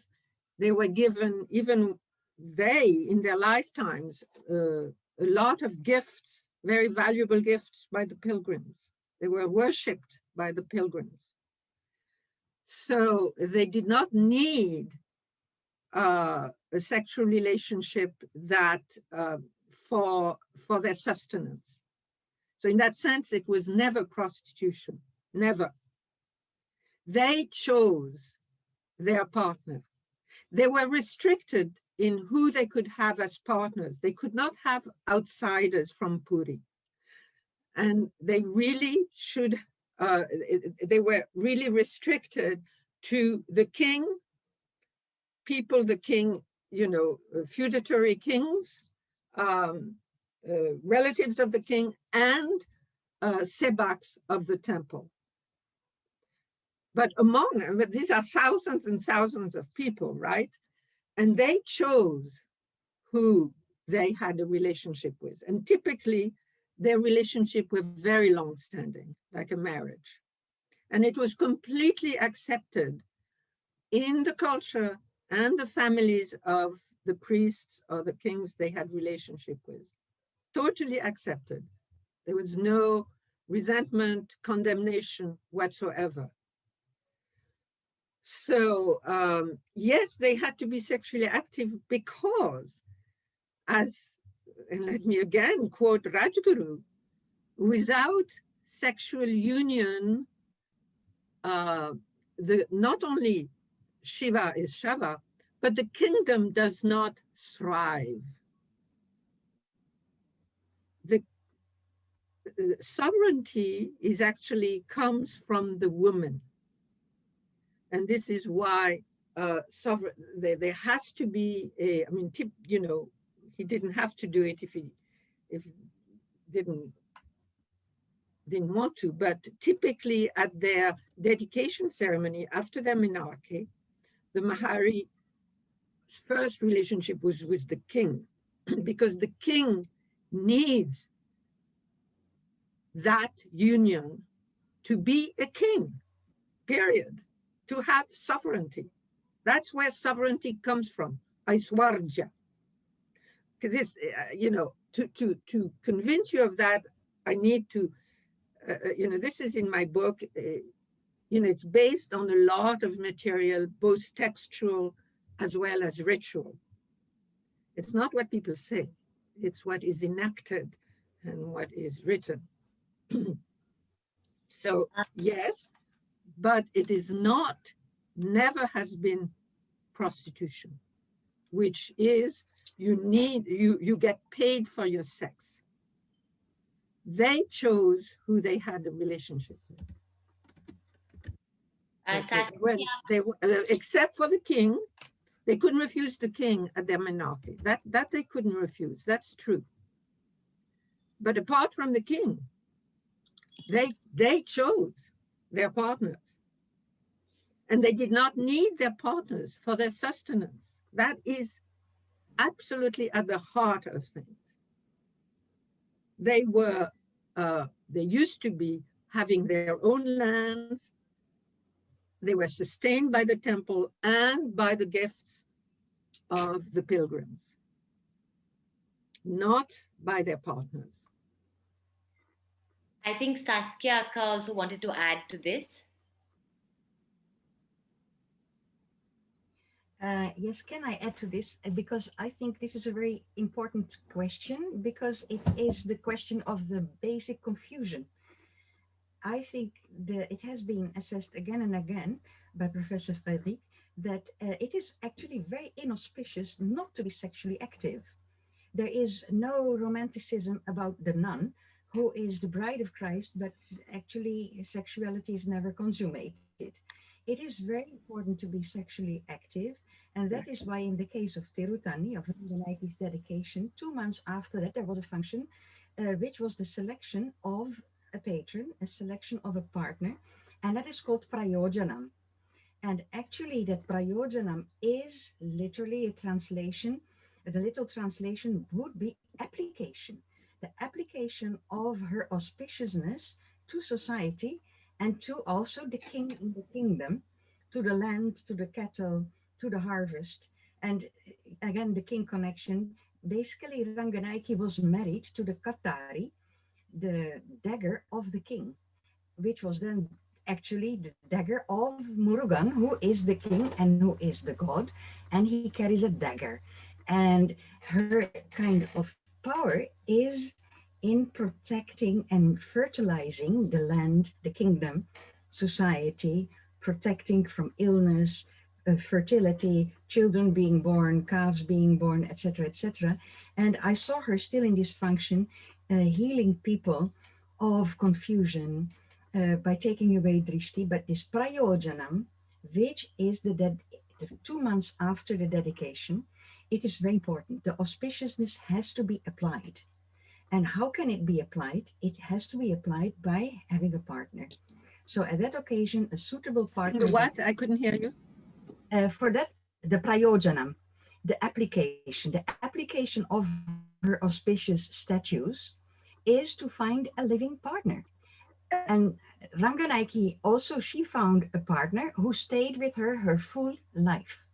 So we entered in totally different categories, and it is really a matter of extreme vital importance that we realign ourselves to a pre-modern logic where things make sense. Our kind of theoretical abstraction, homogenization doesn't work in such a very rich, as you say, context-oriented heterogeneity. We cannot get a clue unless we change. Right, Saskia, but I would add to this, Saskia, thank you very much. You're absolutely right. It's not just modernity. Yeah. This devaluation and demonizing of female sexuality is very ancient in the West.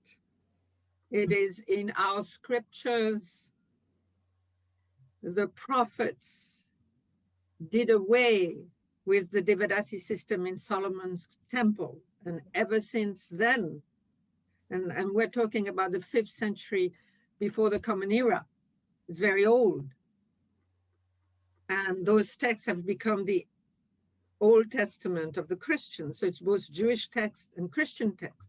And you have Eve, the mother of evil. It has everything to do with sexuality. Female sexuality is bad in our tradition, and it's not modern. It goes way back, way, way back. And for me, personally, I was raised with having such shame of my female body, terrible. To discover what I discovered in India was a liberation. And it saddens me that they are killing this heritage. It saddens me greatly, but it's not a modern thing. Yeah, okay.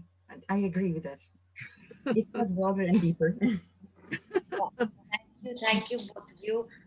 Nicole, could you ask a video on? question? We'll just have Nicole ask audio, switch her audio on quickly.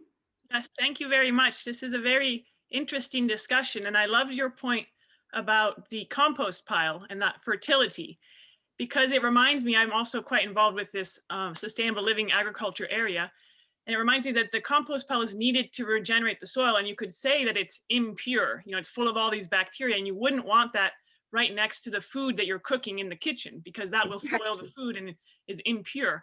Yet on the other hand, the compost pile, when it's well made, has this immense life force of all these bacteria, which creates the life in the soil. And that allows the soil to be functional and productive and create nourishing food for everyone to eat later. So I'm curious if you feel like it could be the same with this Shakti energy that creates life in abundance, yet it needs to be channeled within specific contexts, or it needs to be put in its right place to be abundant. Because otherwise, if it's mixed in with other things, it might not have the right effect. And my secondary question was, when you mentioned that in the temple, they only had food from that area that was allowed to be offered in the temple. I'm very interested in that concept because it's similar to this idea of invasive plants coming, you know, to a new continent that would mess up all the ecosystem in that place.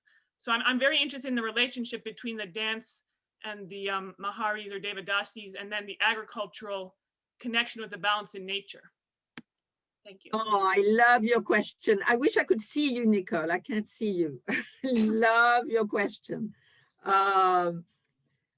Yes, yes, yes to everything you've said. It's exactly that. And I should just add that my main project in Peru, where I have a center, is the regeneration of a pre-Columbian, that is before the European arrived and colonized the place, an anthropogenic soil made by the pre-Columbian people, which is the most sustainable soil in the world. So I'm deeply involved with soil, with microorganisms, with putrefaction, which is absolutely necessary to make fertility. So I say yes to all of that. Now, about invasive plants, it is true that Jagannath Temple does not accept any of the vegetables. It's a purely vegetarian temple, except when there is a sacrifice to the goddess. Then, but this is all done secretly. But nevertheless, so no vegetables. For example, no chili. Can you imagine Indian food without chili? Well, you can't imagine it. So all I want to say is that chilies came from the Americas, okay, from place like where my center is in the upper Amazon. Tomato comes from there. Corn comes from there.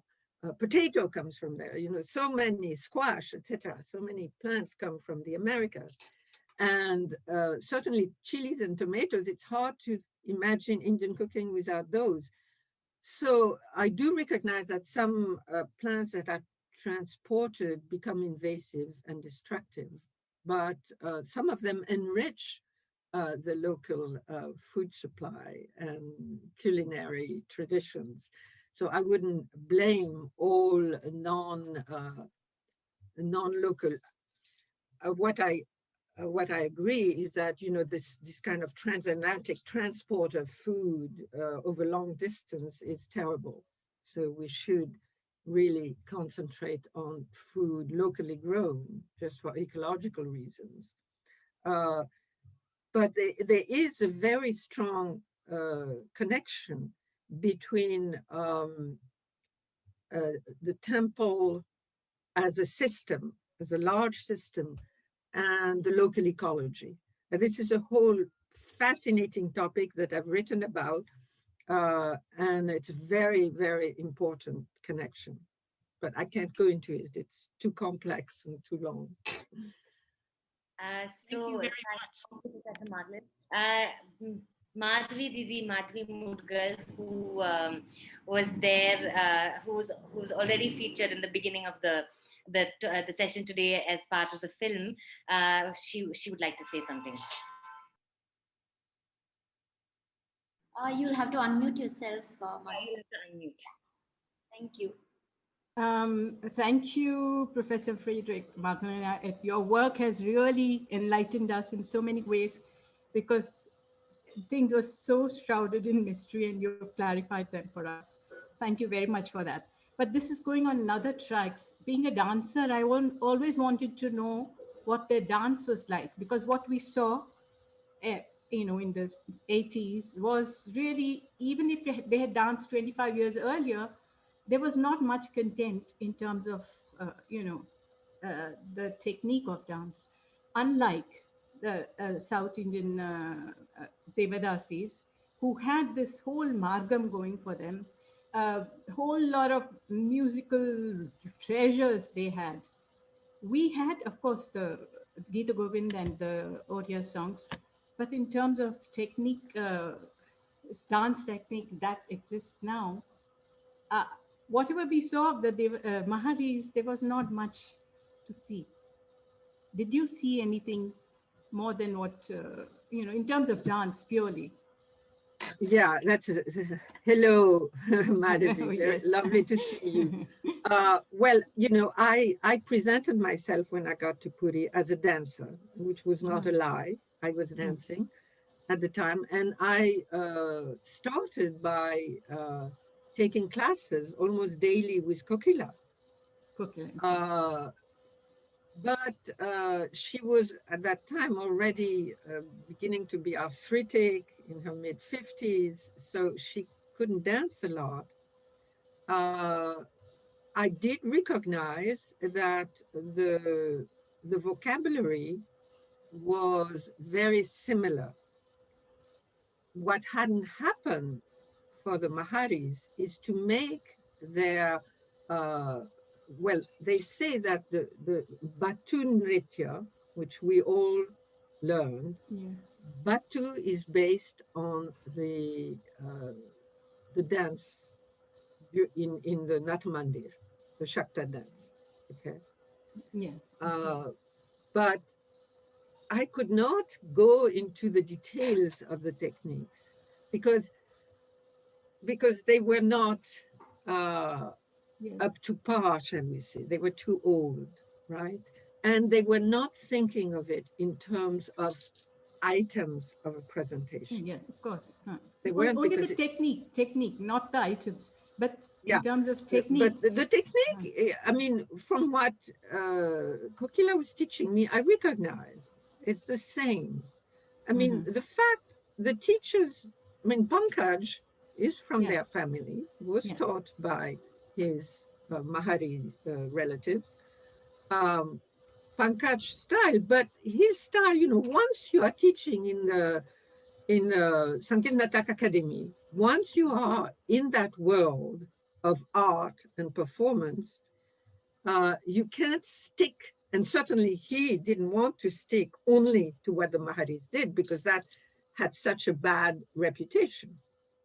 So you are taken, and I'm talking of Pankaj because he's the only one who comes from that milieu. You can't, so he had to distance himself from that milieu to be acceptable. So the technique is, as far as I could tell from what Kokila was teaching me, is the same. And the technique of the Gotipuas is the same. What is profoundly different is the costume. Yes. The Maharis did not drape the sari between their legs, because it was part of the ritual to have their body in touch with the earth. Okay. So that's a huge difference, and that has a huge significance in the type of religious meaning, Shakta meaning of the dance. The dance is to produce Shakti Uchista, and if you pass the sari between your legs, the Shakti Uchista cannot drop on the floor, which is the point. So I don't want to go into more details because this gets too... I just thought that the actual dancing had disappeared much earlier, 20th century, because the way they danced, you know, if they really had danced like the Devadasis or like, you know, Bala Saraswati and the other dancers, the Devadasis and stuff, they had a far more rich vocabulary, and, you know, somehow we didn't inherit that. Right. So I'm always looking for that material. That I'm afraid had disappeared. That's because what Kokila was teaching me was very little. And it was the same vocabulary. I mean, I was very, you know, I had been studying with Guru Surendranath Jaina, who is a student of Mahapatra. You know. I knew that, yes. Yeah, you knew all of this. So, you know, what Kokila was teaching me was familiar. There was nothing unusual, but she could not dance herself. So she was telling me how to do things verbally, if you will, and with her hands. But the performing of the Sakaladhupo, Raja Pacharo, had stopped certainly 12 years before and probably earlier. Yes. Probably earlier. You know, once the court suit began in 1955, when the state government tried to take over, then immediately I think it took a while for the Shimharis, the Pandas, to stop saying to pilgrims that they were the Chalanti Devi. But I think the dance, I mean, the daughters stopped dancing very, very early. When they were in high school, they stopped dancing. The daughters of the present Maharis. The Maharis that I met. Right. And I met two of those daughters who were doing something else at that time. Yeah. And they had stopped, and they were young women when I met them, and they had stopped when they were much younger. Yes, they're on a film by Sangeet Natak Academy, and they're just moving, you know, very simply as though they didn't really dance. You know, so it always gives a very wrong impression about the whole rich tradition that we must have had. You know, if you see this, you see the sculpture, you see the, you know, it's so rich. In fact, Madhavi, my guru, I took my guru, Surendranath Jaina, to Konarak and took pictures. I mean, it's an anthology of Odissi dance. Absolutely. The Nata Mandir there. And we took pictures and pictures and pictures. And on the basis of his pictures, he choreographed several pieces. Yeah. Konark Kanti. Yeah. This is one I know. I don't know if you know them. I mean, I learned some of them, but of course, a long time ago that I've stopped.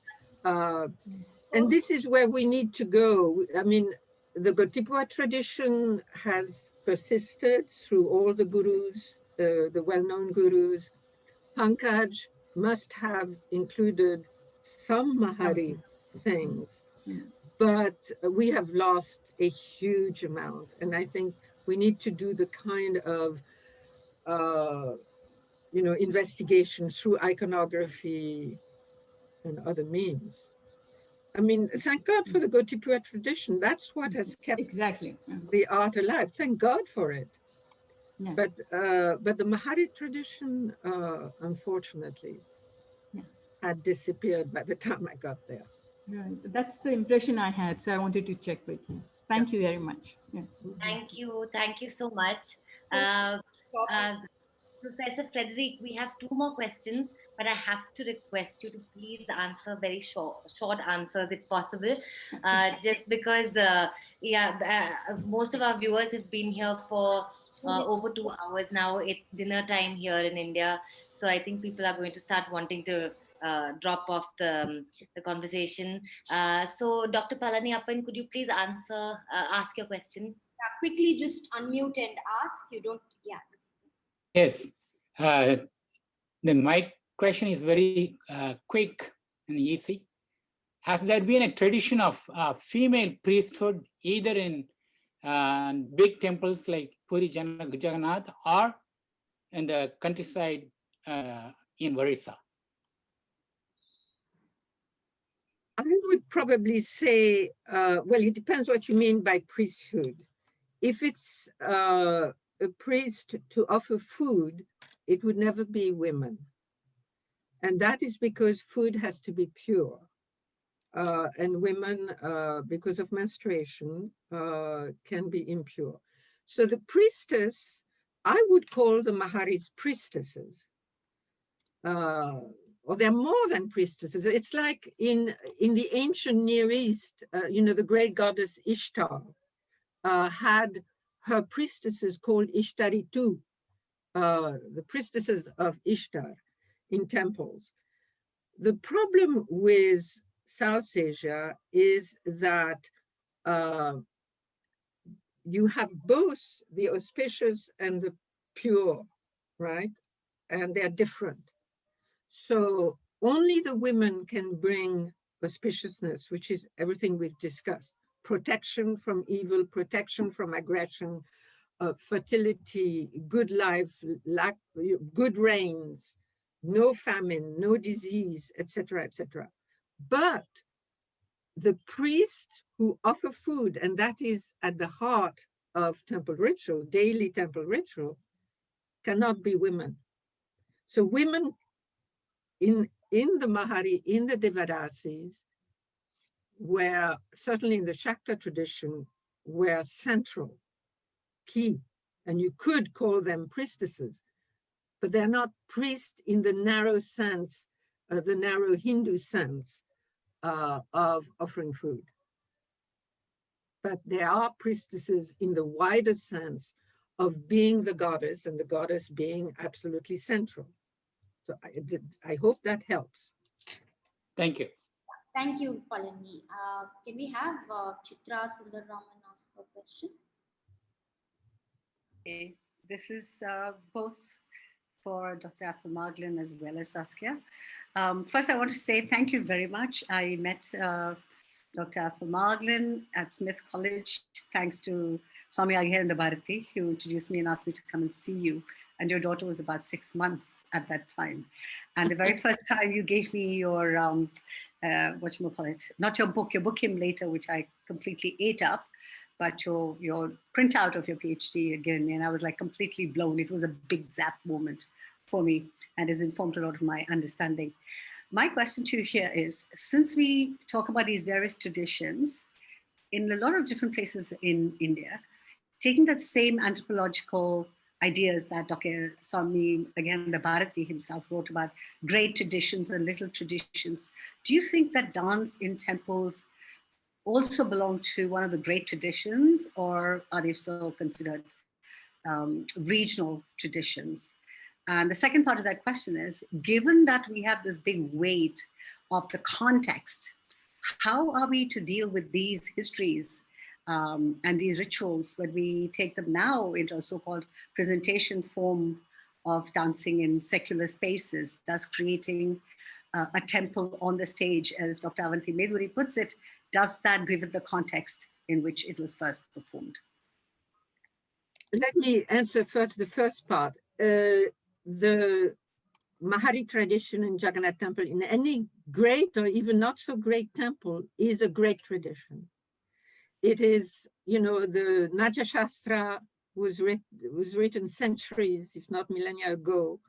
It's extremely studied and ancient and in Sanskrit, and it is known by the gurus that taught me the dance. So it is definitely a great tradition. It's complex. The music, the rhythm, the vocabulary of the dance. It's definitely, it's not folk dance, that is very different. It's not a folk idiom, it's a classical, great tradition idiom, no question about it. The second part of your question, sorry, could you repeat it? Was when we have these great traditions then, and when we keep talking about the dances that we do now, including, as Madhuri said, that we created new work, new vocabulary, new content, and we also said that none of these traditions make sense unless they're in their context. So how are we to look at these value and the value of these traditions and the values that they espouse today in our secular presentation of dance forms? I have a little bit of a problem when people just borrow these movements from the actual ritual practices. Like you talk about the dance before Balabhadra, which the women had to dance, or the one chosen had to dance without any upper cloth, So now that no one's going to be able to produce that on stage, and it's completely without context if you do it on stage. So I'm just wondering, how do we resolve this? That we want to respect and understand and appreciate and study our history, but recognize perhaps that we are past a watershed moment, and where we are right now, what we are performing, how are we going to work that with all the other inheritances, so to speak? Yeah, it's a very complex and difficult question. I personally, I have to say, appreciate that on the art stage, which is often done, for example, for Odissi performance, you have an image of Jagannath, or at least of Shiva Nataraj, and the dancer begins with, salutation to the deity. I like that because I like, well, I'll tell you why I like it. I think it's beautiful, number one. But in the West, I mean, I inherited this terrible attitude in the West, negative attitude towards the female body and the female sexuality in particular. And that clearly is not existent in South Asia. I mean, I knew that the revivalist narrative of the pure virginal Devadasi was false because the songs and the gestures are so sensual, so erotic. Gita Govinda is very erotic. So I knew there was something wrong, and I was right. I was right. That's why I wanted to do this research. I just hope that this is not lost in India, because this is a beautiful heritage, beautiful history, precious, that should not be destroyed, that should be valued. Of course, it's not simple, right? It's not simple at all. But I hope that young women like Shreya, like Mahalakshmi, like Ranyani will, value. Now, it's not simple because, of course, the Devadasi was never a wife. And the young women, the young performers today are wives and mothers, like Aranyani was this beautiful kid. So, you have to, in a sense, you have to adapt that heritage to the current context. But I hope with all my heart that it is not thrown out, erased, forgotten. That's what I hope. It's a very difficult thing to deal with. I don't live in India, so I don't have to deal with it. But I know what it's like to live with the Western heritage, which has nothing like that. It's the opposite. I suffer terribly from it, of such deep shame in my female body that it took me decades. And I don't know if I've overcome it completely. And my discovery of India and of the dance helped me hugely in that path. And I hope this is not thrown out. It has to be treasured. It has to be made visible in a way that is acceptable. I know that's very difficult. And I feel bad because people like me, you know, the colonizers, played a key role in negativizing this tradition. So, you know, but this is an inheritance. You have all of this is in your inheritance, but I hope the young women do not erase a lot of this precious heritage that's so vital, so important. Thank you, Dr. Chitra. Saskia Akka, do you have your final comments? We really have to close. You have to keep it really, really quick, Akka. Unmute yourself, Akka. Saskia Akka, you need to unmute. Yeah. Okay. I feel very embarrassed to have the final word because I don't think I should have a final word, but I have been invited to say something and I completely agree. Again, I feel that Professor Frederique-Apffel Marglin and myself, we have been running parallel kind of tracks and suffering parallel kind of hurdles.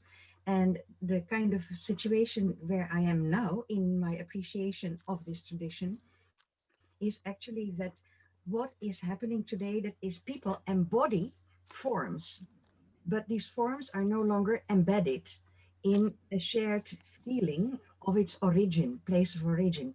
Whereas the place of origin, the temple, the Hinduism, the goddess, it all goes on. But what is in the way is indeed that kind of spiritualization, this desexualization, which I feel is the kind of root logic of dance can give you moksha. No, dance cannot give moksha. Dance is about bhogam. The goddess in the shrine, in the Garbhagriha of a Shaiva temple, is Bhoga Shakti. And if we can embed again our dance in our lives, let's think of dance as leading to Bhogam, becoming Bhogam, fountains of Bhogam, repositories of Bhogam. Life is about Bhogam. Life is not about moksha. So I would like to say as the last, heaven can wait. Let's live the good life and dance is part of it. Thank you, Saskia. That's beautiful. That's absolutely beautiful. And I should add that in the tantric tradition, moksha and bhogam are one. But hard to achieve bhogam in this life. That's difficult enough. So if by itself it comes, great. Right. But right. in a kind of, kind of default, trying to reach bhogam through moksha. No, no, no. No, you're right. Thank you, Saskia. That's beautiful. It was so, I'm so happy to have met you and so grateful to your organizers, to Aranyani and Mahalakshmi for these very stimulating discussions. And let there be more of it. And thank you very much for being there. Thank you. Yeah, so we start. Thank you. Thank you, Aranyani. Thank you, Mahalakshmi. Thank you so much. You, Dr. Frederique, just before we close, I'd like to add, it was Dr. Saskia who led us to your book. So we got to you because of Dr. Saskia letting us know about your work and how important it is. Yeah. So thank you so much, Dr. Frederique, and thank you so much to all the participants who've been here. Have full control. For almost 2.5 hours. It has been very, very hard to cut this conversation short. I really hope we bring Professor Frederique back, probably in a discussion with all the other scholars of other Devadasi heritage, and we bring all of you together in a discussion We'll plan that sometime. Thanks to all of you. So before we close, I have I hope all of you go back to our Facebook page and follow our events. We will share the YouTube link for Dr. Frederique's talk for those of you who want it for future reference.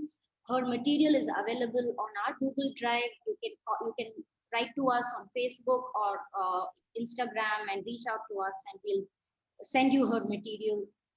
And one request is somehow we've realized Indian dance, the Bharatanatyam dancers come to attend Bharatanatyam events, and Odissi dancers attend Odissi events, and this is something we have been trying to break at Re-Cognising Dance, because this is not anymore about Bharatanatyam or Odissi, it's about Indian dance and Indian heritage, which so we really urge all of you to attend and try and learn about all the other art forms that we discuss in on our platform. So that is something I really request all of you. So follow our page, Instagram, Facebook, wherever. You can write to us on email, recognizingdance@gmail.com. Lastly, before I close, tomorrow Aranyani and I are addressing the Latin American Congress of Indian Classical Dance, and we are not scholars, but we are here to talk about how. I'm sorry, so we're here to talk about the importance. Yeah. There's somebody who's talking. Ekta, you'll have to mute yourself. Yeah. So we are going to talk about why we think it's important to study history. Like I said, we're not scholars like Dr. Saskia or Dr. Frederique, but we are here as artists who think, and we want to. We're talking about why we think it's important. So Aranyani has posted the link there. And thank you so much, Dr. Frederique. We are so grateful for this evening, for you to have immediately accepted our invitation, for giving us access to the movie, for giving us access to the book, for all of this. And we hope we can keep this communication going, and you're come back to our platform very, very soon. Thank you, Dr. Frederique. If you'd like to say anything, I also just quickly want to say thank you so much. I had to be on that time because yeah, I think my son is now missing me. Yeah, I just quickly going to say thank you so much, Professor Frederique, for being here, for talking to us, and thank you all of the dancers, practitioners, other scholars. I also saw that Bindu ji was also here.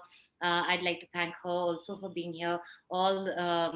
And of course, Saskia Akka for her inputs as well, Madhvi Didi for her inputs. Thank you all very, very much. And I hope that some of you will come for tomorrow's interaction at the Argentina Congress. Thank you very much for organizing that. Continue this work. It's very wonderful and important. Thank you both. Thank you, Dr. Thank you. Namaste.